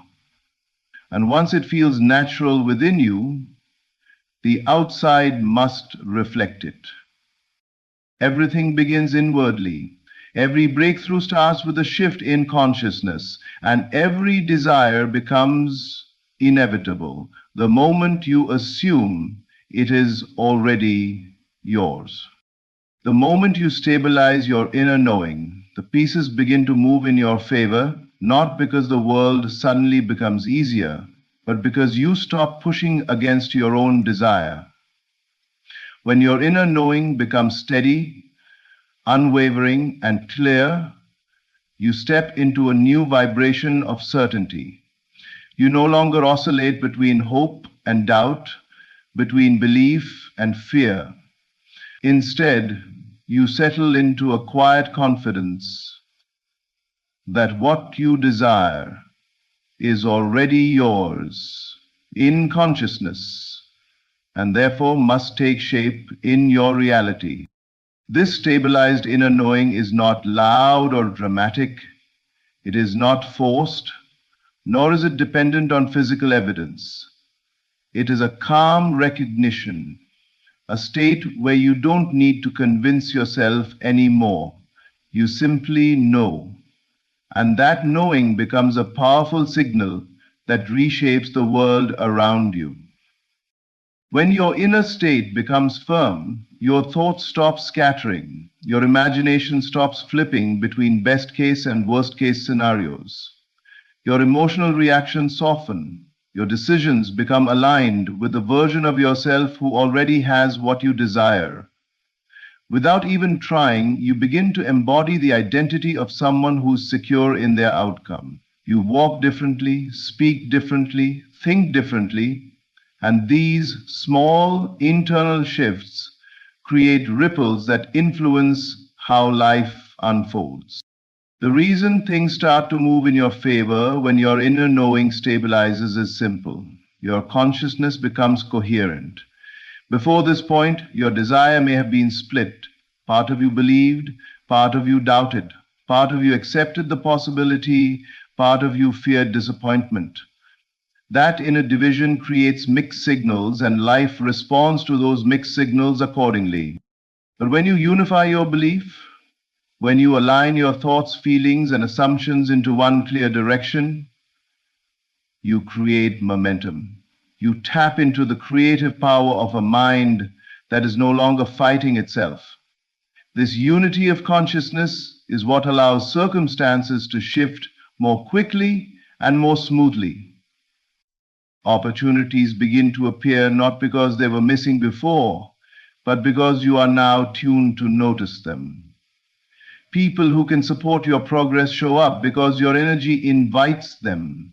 Ideas come to you with clarity because your mind is no longer cluttered with doubt. Even delays transform into divine timing because you interpret them through a new lens, one that trusts the unfolding rather than questions it.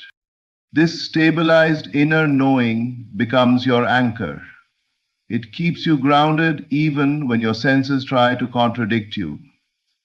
It prevents you from being swayed by temporary appearances. You stop reacting to every fluctuation in your outer world, and instead you remain loyal to the state you have claimed within. And life must honor that state, because your outer experience cannot remain unchanged when your inner conviction has shifted. The moment you stabilize your inner knowing, you step into alignment with the version of yourself who already possesses the fulfillment of your desire. And once that alignment is achieved, the world begins its rearrangement. People, events, timing, solutions, and breakthroughs all start moving toward you. Not by chance, but by inevitability. Your inner knowing is the foundation. Once it becomes steady, everything built upon it must reflect that certainty.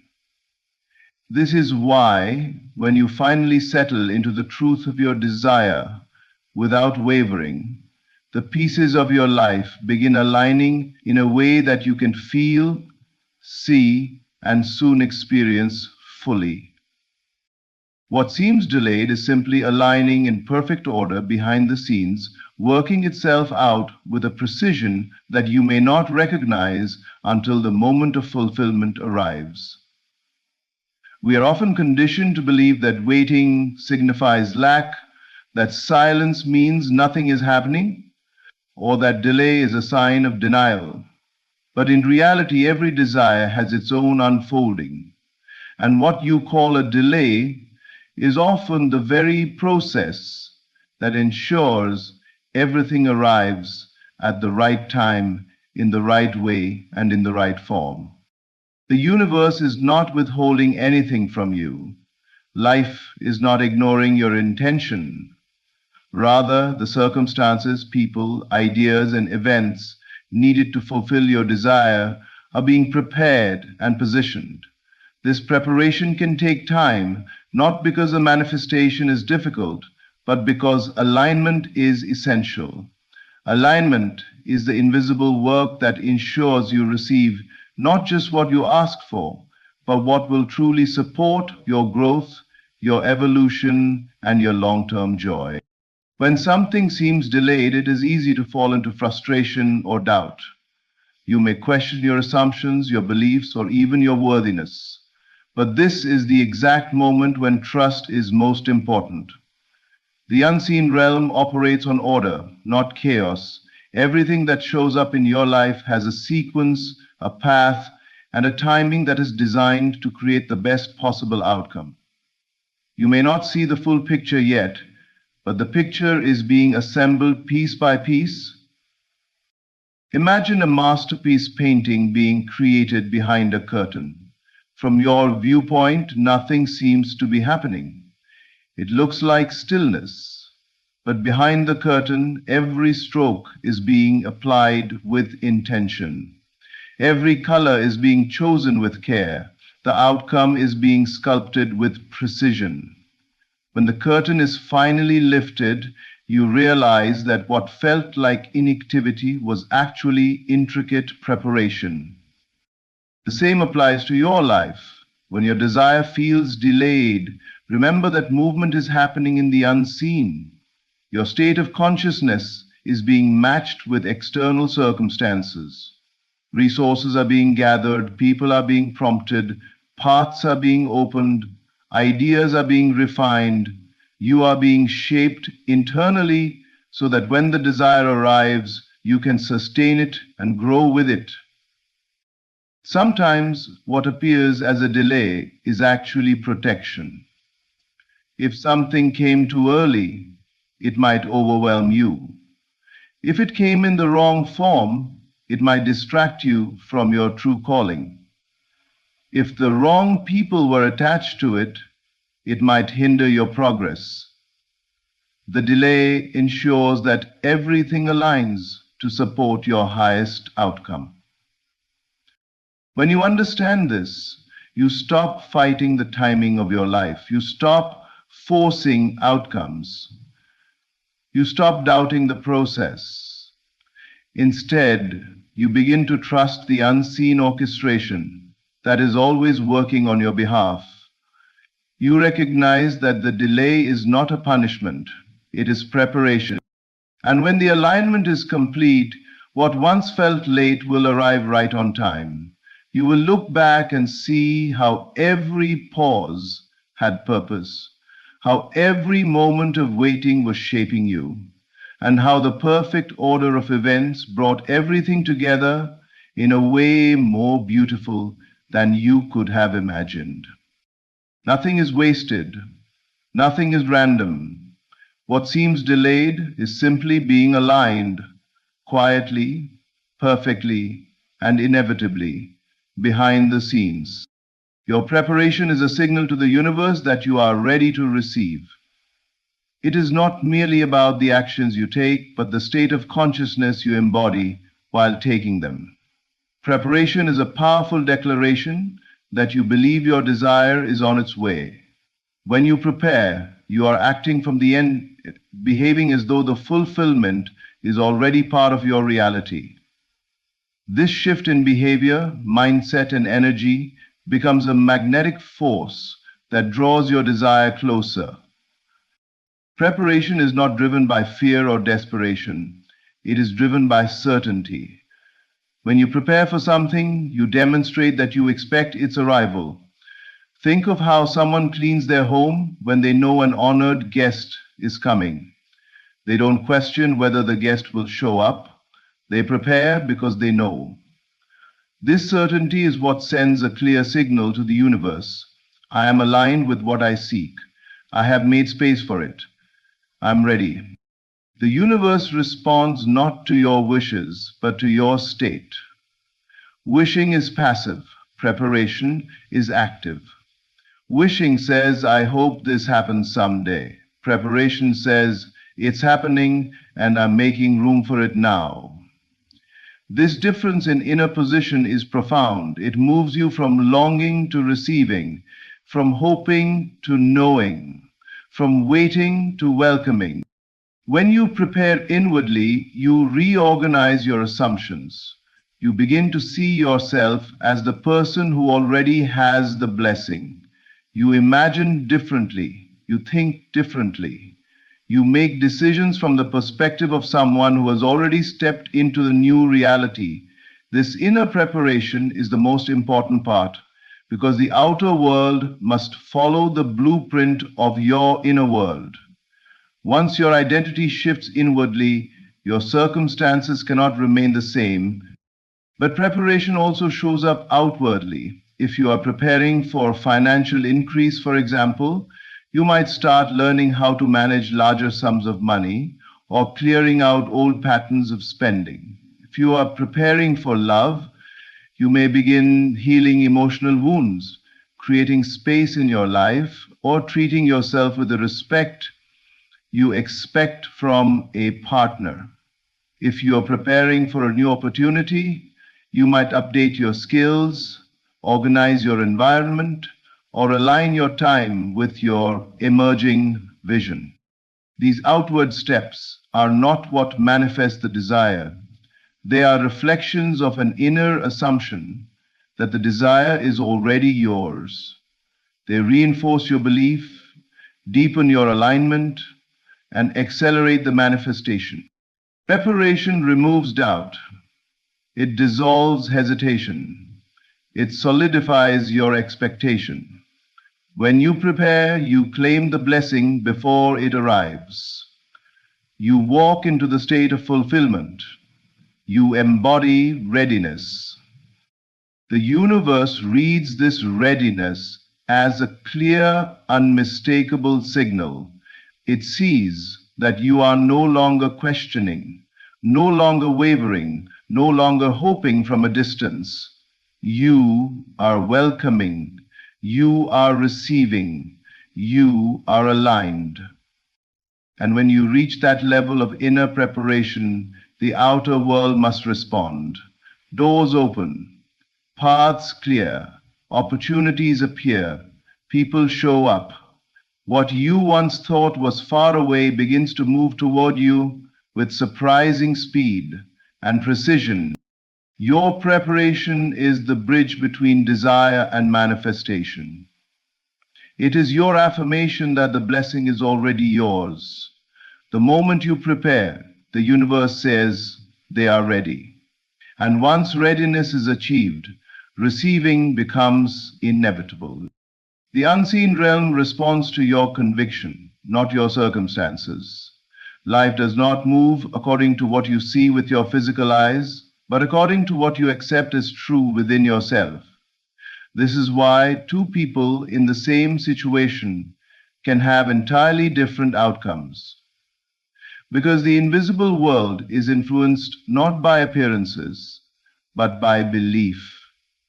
Circumstances are temporary, shifting, and often misleading. Conviction, however, is the deeper current that shapes the direction of your life. When you hold a strong inner conviction, you tap into a creative force that is far greater than the conditions surrounding you. Even if everything in your environment seems to contradict your desire, your conviction has the power to override those appearances. The unseen realm responds to the inner reality you choose to occupy. It hears the tone of your belief, the steadiness of your assumption, the consistency of your emotional state, and it mirrors that back to you. This is why it's possible to be surrounded by lack and still manifest abundance, or to face obstacles and still experience breakthroughs. It is not the circumstance that determines your outcome. It is the conviction you carry despite the circumstance. Your conviction is the seed, and the unseen realm is the soil. Your outer world is simply the harvest. If the seed is weak, confused, or inconsistent, the harvest will reflect that. But when the seed is firm, when the conviction is strong, the harvest becomes inevitable. Conviction is not loud. It does not come from forcing yourself to think positive thoughts or repeating words you don't truly feel. True conviction is a deep inner knowing, a calm assurance, a settled belief that transcends what you see. It is the inner stance that says, even if nothing around me suggests it, I know what is mine. This knowing becomes the dominant vibration of your consciousness, and the unseen realm always responds to dominance, not noise. Circumstances can be deceiving. They are merely reflections of past thoughts, past beliefs, past assumptions. They are old echoes. When you understand this, you stop letting them dictate your future. You realize that by changing your conviction, you change the very blueprint that creates your outer world. The unseen realm does not wait for conditions to improve before it begins its work. It responds the moment you shift internally, the moment you choose a new belief, the moment you step into the state of having instead of wanting. This is why you must never allow temporary appearances to shake your inner knowing. Conviction must remain steady even when your senses bring conflicting reports.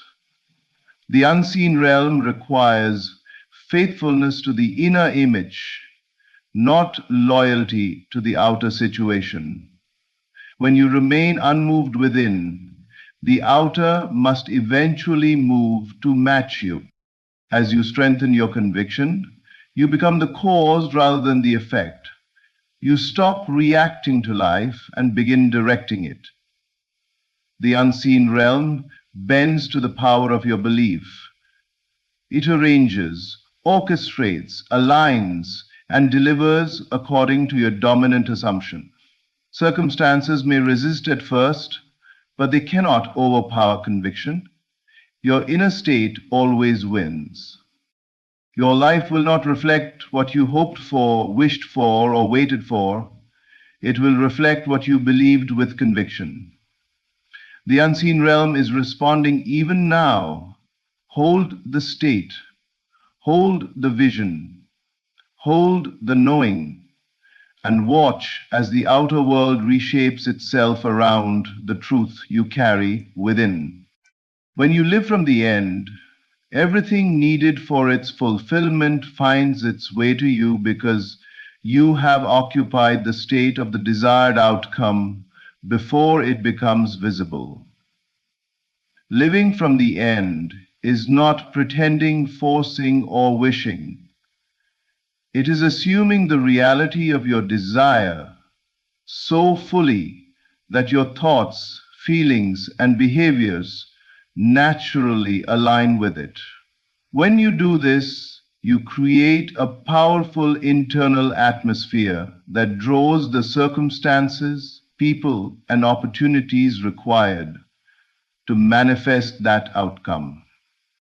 To live from the end means to internally inhabit the version of yourself who already has what you want. You think from that identity, feel from that identity, and see the world through the lens of someone who has already arrived. This internal shift is what sets the entire process of manifestation in motion. You no longer chase outcomes. You become the person for whom those outcomes are normal. And when you become that person, life responds accordingly. This is why things begin to flow more easily when you live from the end. Resistance dissolves because you are no longer reaching, longing, or questioning. You have stepped out of the energy of wanting and into the energy of having. And having is the state that the universe reflects. The outer world must imitate the inner. So when you dwell in the feeling of fulfillment, the world begins reshaping itself to mirror your inner world. Living from the end also sharpens your intuition. You start sensing which actions to take and which ones to ignore. You recognize the right opportunities because they feel familiar. They match the state you are already living in. People who can help you appear naturally, not by accident, but by alignment. Ideas emerge at the right moment because your mind is attuned to the frequency of your desired outcome. Even delays take on new meaning because you see them as part of a larger, perfectly timed unfolding. When you live from the end, you stop wasting energy trying to control every detail. You trust that what is needed will come to you because you are anchored in the state where it already exists. This is not passive resignation, it is powerful surrender. An inner stance that says, it's already done. From this place of completion, you move with confidence instead of desperation, clarity instead of confusion, and ease instead of effort. The world around you begins to respond to this internal certainty. The right conversations happen. Unexpected connections form. Hidden pathways reveal themselves. What once seemed impossible becomes effortless because you have aligned with the version of yourself who naturally experiences that outcome. You become a magnet for everything connected to the fulfillment of your desire. Living from the end also frees you from the emotional turbulence of waiting. You no longer look for signs or wonder when it will happen. Instead, you embody the emotional tone of the wish fulfilled now. And because your emotions are the most powerful creative force, the outer world has no choice but to reorganize itself to match them. Everything needed, every opportunity, meeting, insight, and shift finds you because your inner world has already accepted the fulfillment. You are not attracting randomly. You are aligning intentionally. You are not hoping for a future moment. You are living the reality of it now. Everything in your life is moving toward the fulfillment of what you have claimed within. The assumptions you hold, the inner knowing you stabilize, the preparation you make, the conviction you carry, and the decision to live from the end, all of it is shaping the reality that is now unfolding for you. Nothing is out of place. Nothing is working against you. Every moment, every shift, every delay, and every breakthrough is part of a divine orchestration that is aligning you with what is already yours in consciousness. Your only task now is to remain faithful to the inner truth you have accepted. Do not let appearances shake you. Do not let temporary circumstances distract you. Stand firm in the state of fulfillment and trust the unseen work that is happening on your behalf. The pieces are moving, the path is opening, the blessing is on its way, not someday, but now, because you have already received it within. Everything is coming together. Stay ready, stay aligned, stay in the knowing that what you desire is inevitable. Thank you for listening, and thank you for allowing this message to be a part of your journey. My friends, I want to begin this evening with a question that may disturb everything you think you know about reality. Right now, as you sit here listening to these words, when do you think you are? You might say it's Tuesday evening, perhaps 7:30 p.m. But what if I told you that time as you understand it doesn't exist at all?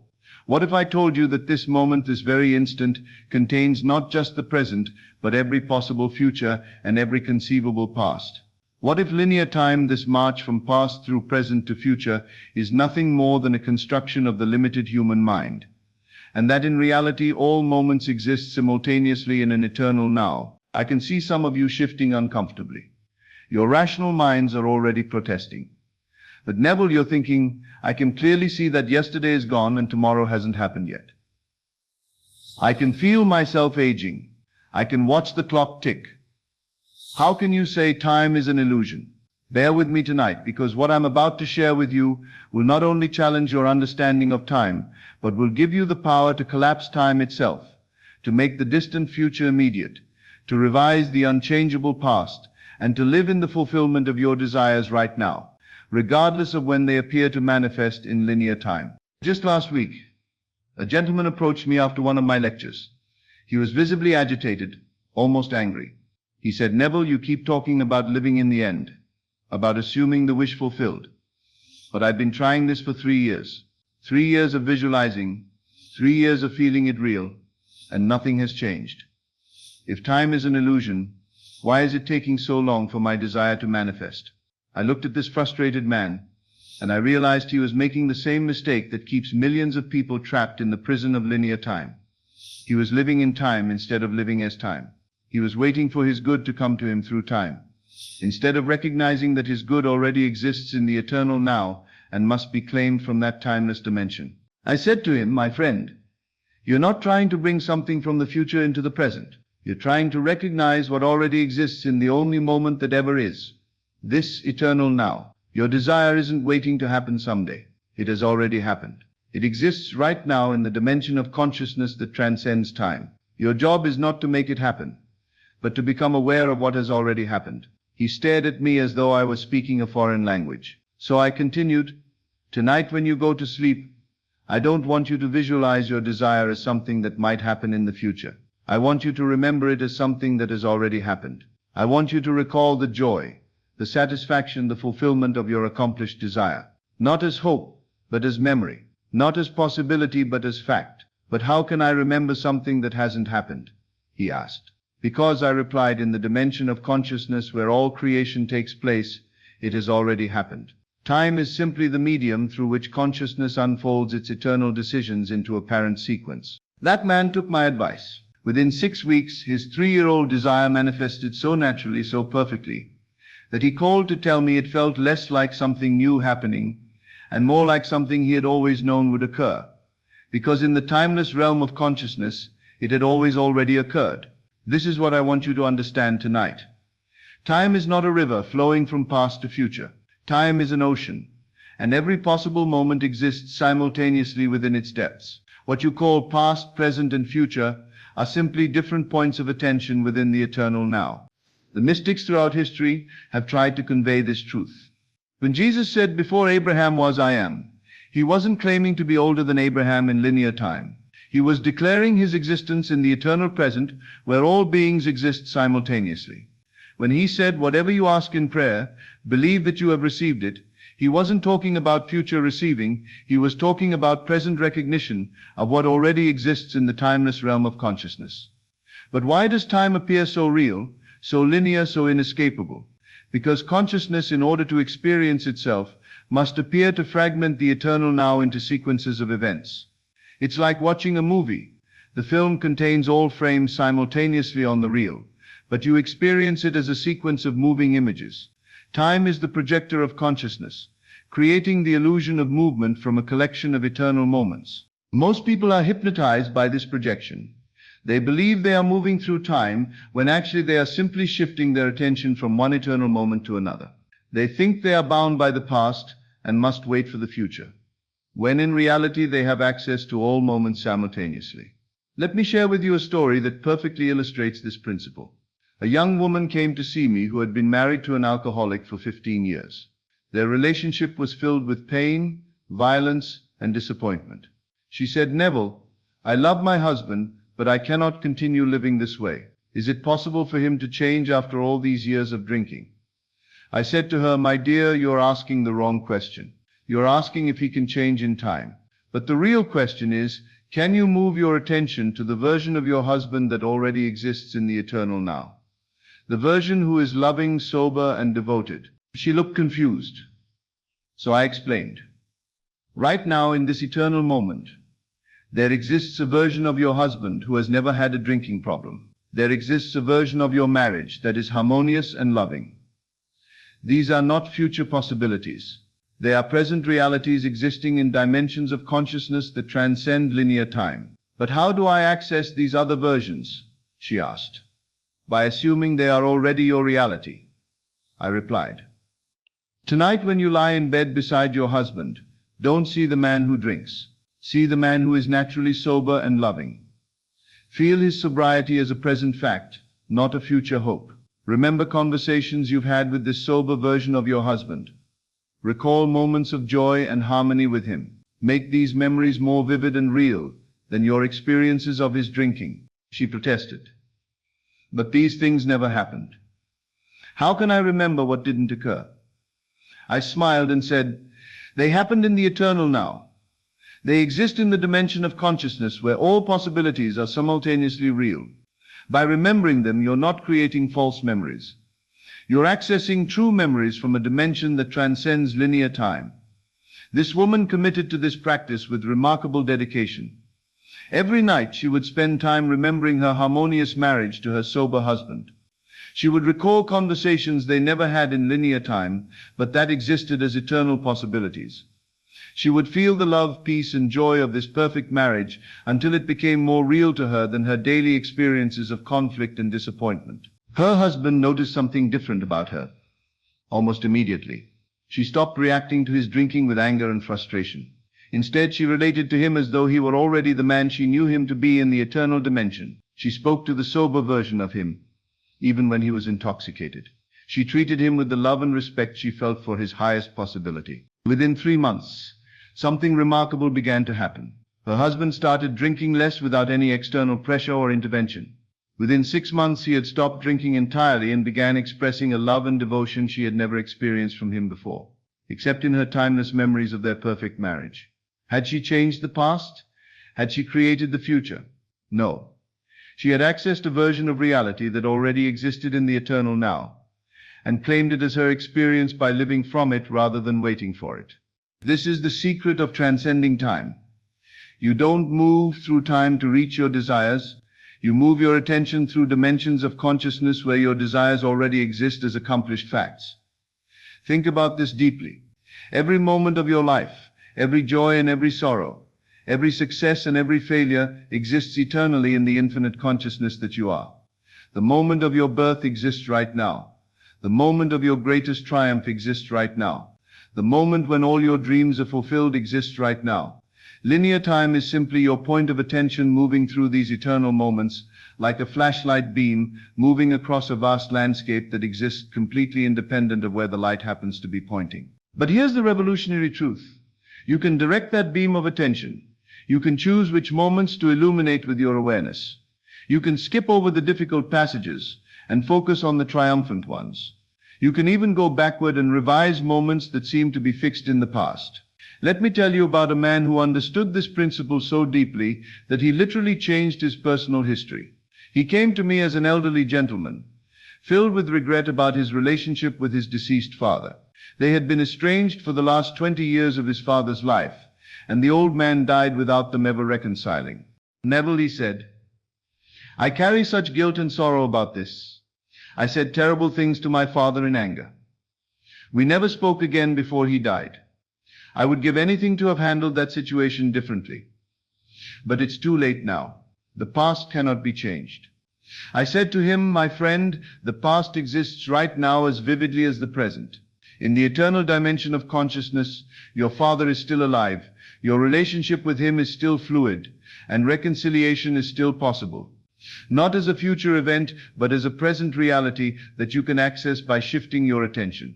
He looked at me skeptically, but I continued, "Tonight I want you to go back to that moment of conflict with your father, but this time experience it differently. Instead of saying the hurtful things you actually said, speak to him with love and understanding. Feel his embrace, hear his forgiveness, experience the reconciliation you wished had happened." "But that's not what really occurred," he protested. "It's not what occurred in one dimension of time," I replied. "But in the eternal now, all possibilities exist simultaneously. By experiencing the reconciliation, you're not changing the past. You're accessing a version of the past that already exists in the timeless realm of consciousness." This gentleman, desperate for peace, committed to this practice. Every night, he would revisit that fateful conversation with his father. But each time he would experience it as it should have been, filled with love, understanding, and mutual forgiveness. He made these revised memories so vivid and real that they began to feel more true than his original memories of conflict. Something extraordinary began to happen. The guilt and regret that had plagued him for decades began to dissolve. He started remembering other moments with his father differently too. Moments that had seemed negative in his memory began to reveal hidden layers of his father's love and care. It was as though his entire relationship with his father was being rewritten from a perspective of love rather than hurt. But the most remarkable thing occurred 6 months later. While going through some old family documents, he discovered letters his father had written but never sent. Letters expressing deep regret about their estrangement and profound love for his son.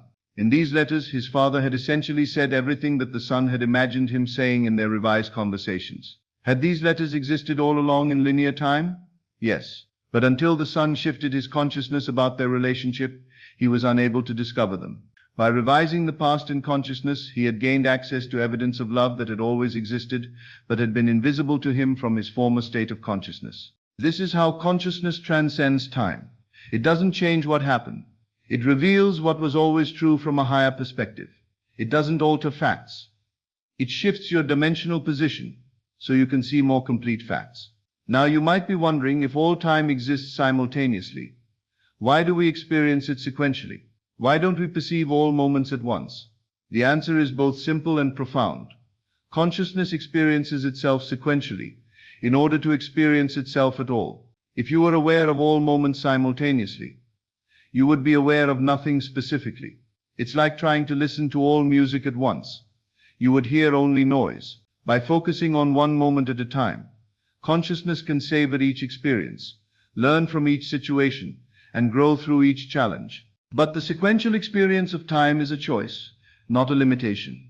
You can learn to shift your attention through time more deliberately, more consciously. You can spend more time experiencing moments of joy and fulfillment, and less time dwelling in moments of lack and limitation. This is what I call time selection. Just as you might select which radio station to listen to, you can select which moments of your eternal existence to experience most vividly. I knew a woman who had been struggling financially for years. Every day she experienced the stress of not having enough money, the anxiety of unpaid bills, the limitation of financial lack. She was trapped in a cycle of temporal experiences that seemed to confirm her poverty. I said to her, in the eternal now there exists a version of you that is financially abundant. There exists a moment where you receive the check that changes everything. a moment where you realize you have more than enough, a moment where you feel completely secure and prosperous. These moments exist right now, as real as any other moment in time. But I've never experienced these moments, she said. Then let's experience them now, I replied. Close your eyes and remember the day you received financial abundance. Feel the relief, the joy, the security. Make it so real that your body responds as though it's actually happening right now. At first, she struggled with this exercise because her mind kept insisting that these moments had never occurred. But gradually she learned to enter these eternal moments of abundance as real experiences rather than imaginary hopes. Something remarkable began to happen. As she spent more of her conscious attention in moments of financial fulfillment, these moments began to appear more frequently in her linear experience of time. Unexpected checks arrived. New opportunities emerged. And within a year she had achieved the financial security she had been experiencing in her timeless meditations. This is the practical application of understanding time as illusion. You don't wait for good things to happen to you through time. You access the eternal moments where these good things already exist and spend your conscious attention there until linear time conforms to your eternal experience. Now I want to be very clear about something important. Understanding time as illusion is not about escaping from your responsibilities in linear time. You still need to pay your bills, keep your appointments, and honor your commitments in the sequential world. But you can do all of this from an awareness of your eternal nature rather than from the anxiety of temporal limitation. When you know that all time exists simultaneously, you stop rushing anxiously toward the future and stop being imprisoned by the past. You begin to live from a center of eternal presence that transcends both memory and anticipation. This doesn't mean you become passive or irresponsible. Instead, you become more effective because you're operating from the dimension where solutions already exist rather than from the dimension where problems seem insurmountable. Think about this. Every problem you've ever faced was solved the moment it appeared, somewhere in the infinite dimensions of consciousness. Every question you've ever asked was answered simultaneously with the asking. Every desire you've ever had was fulfilled in the same eternal instant it was born.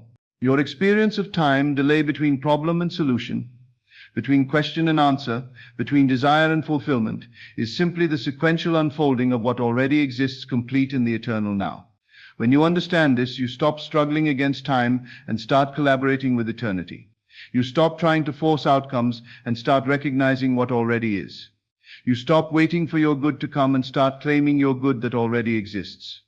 But how do you practically apply this understanding? How do you live from eternity while appearing to exist in time?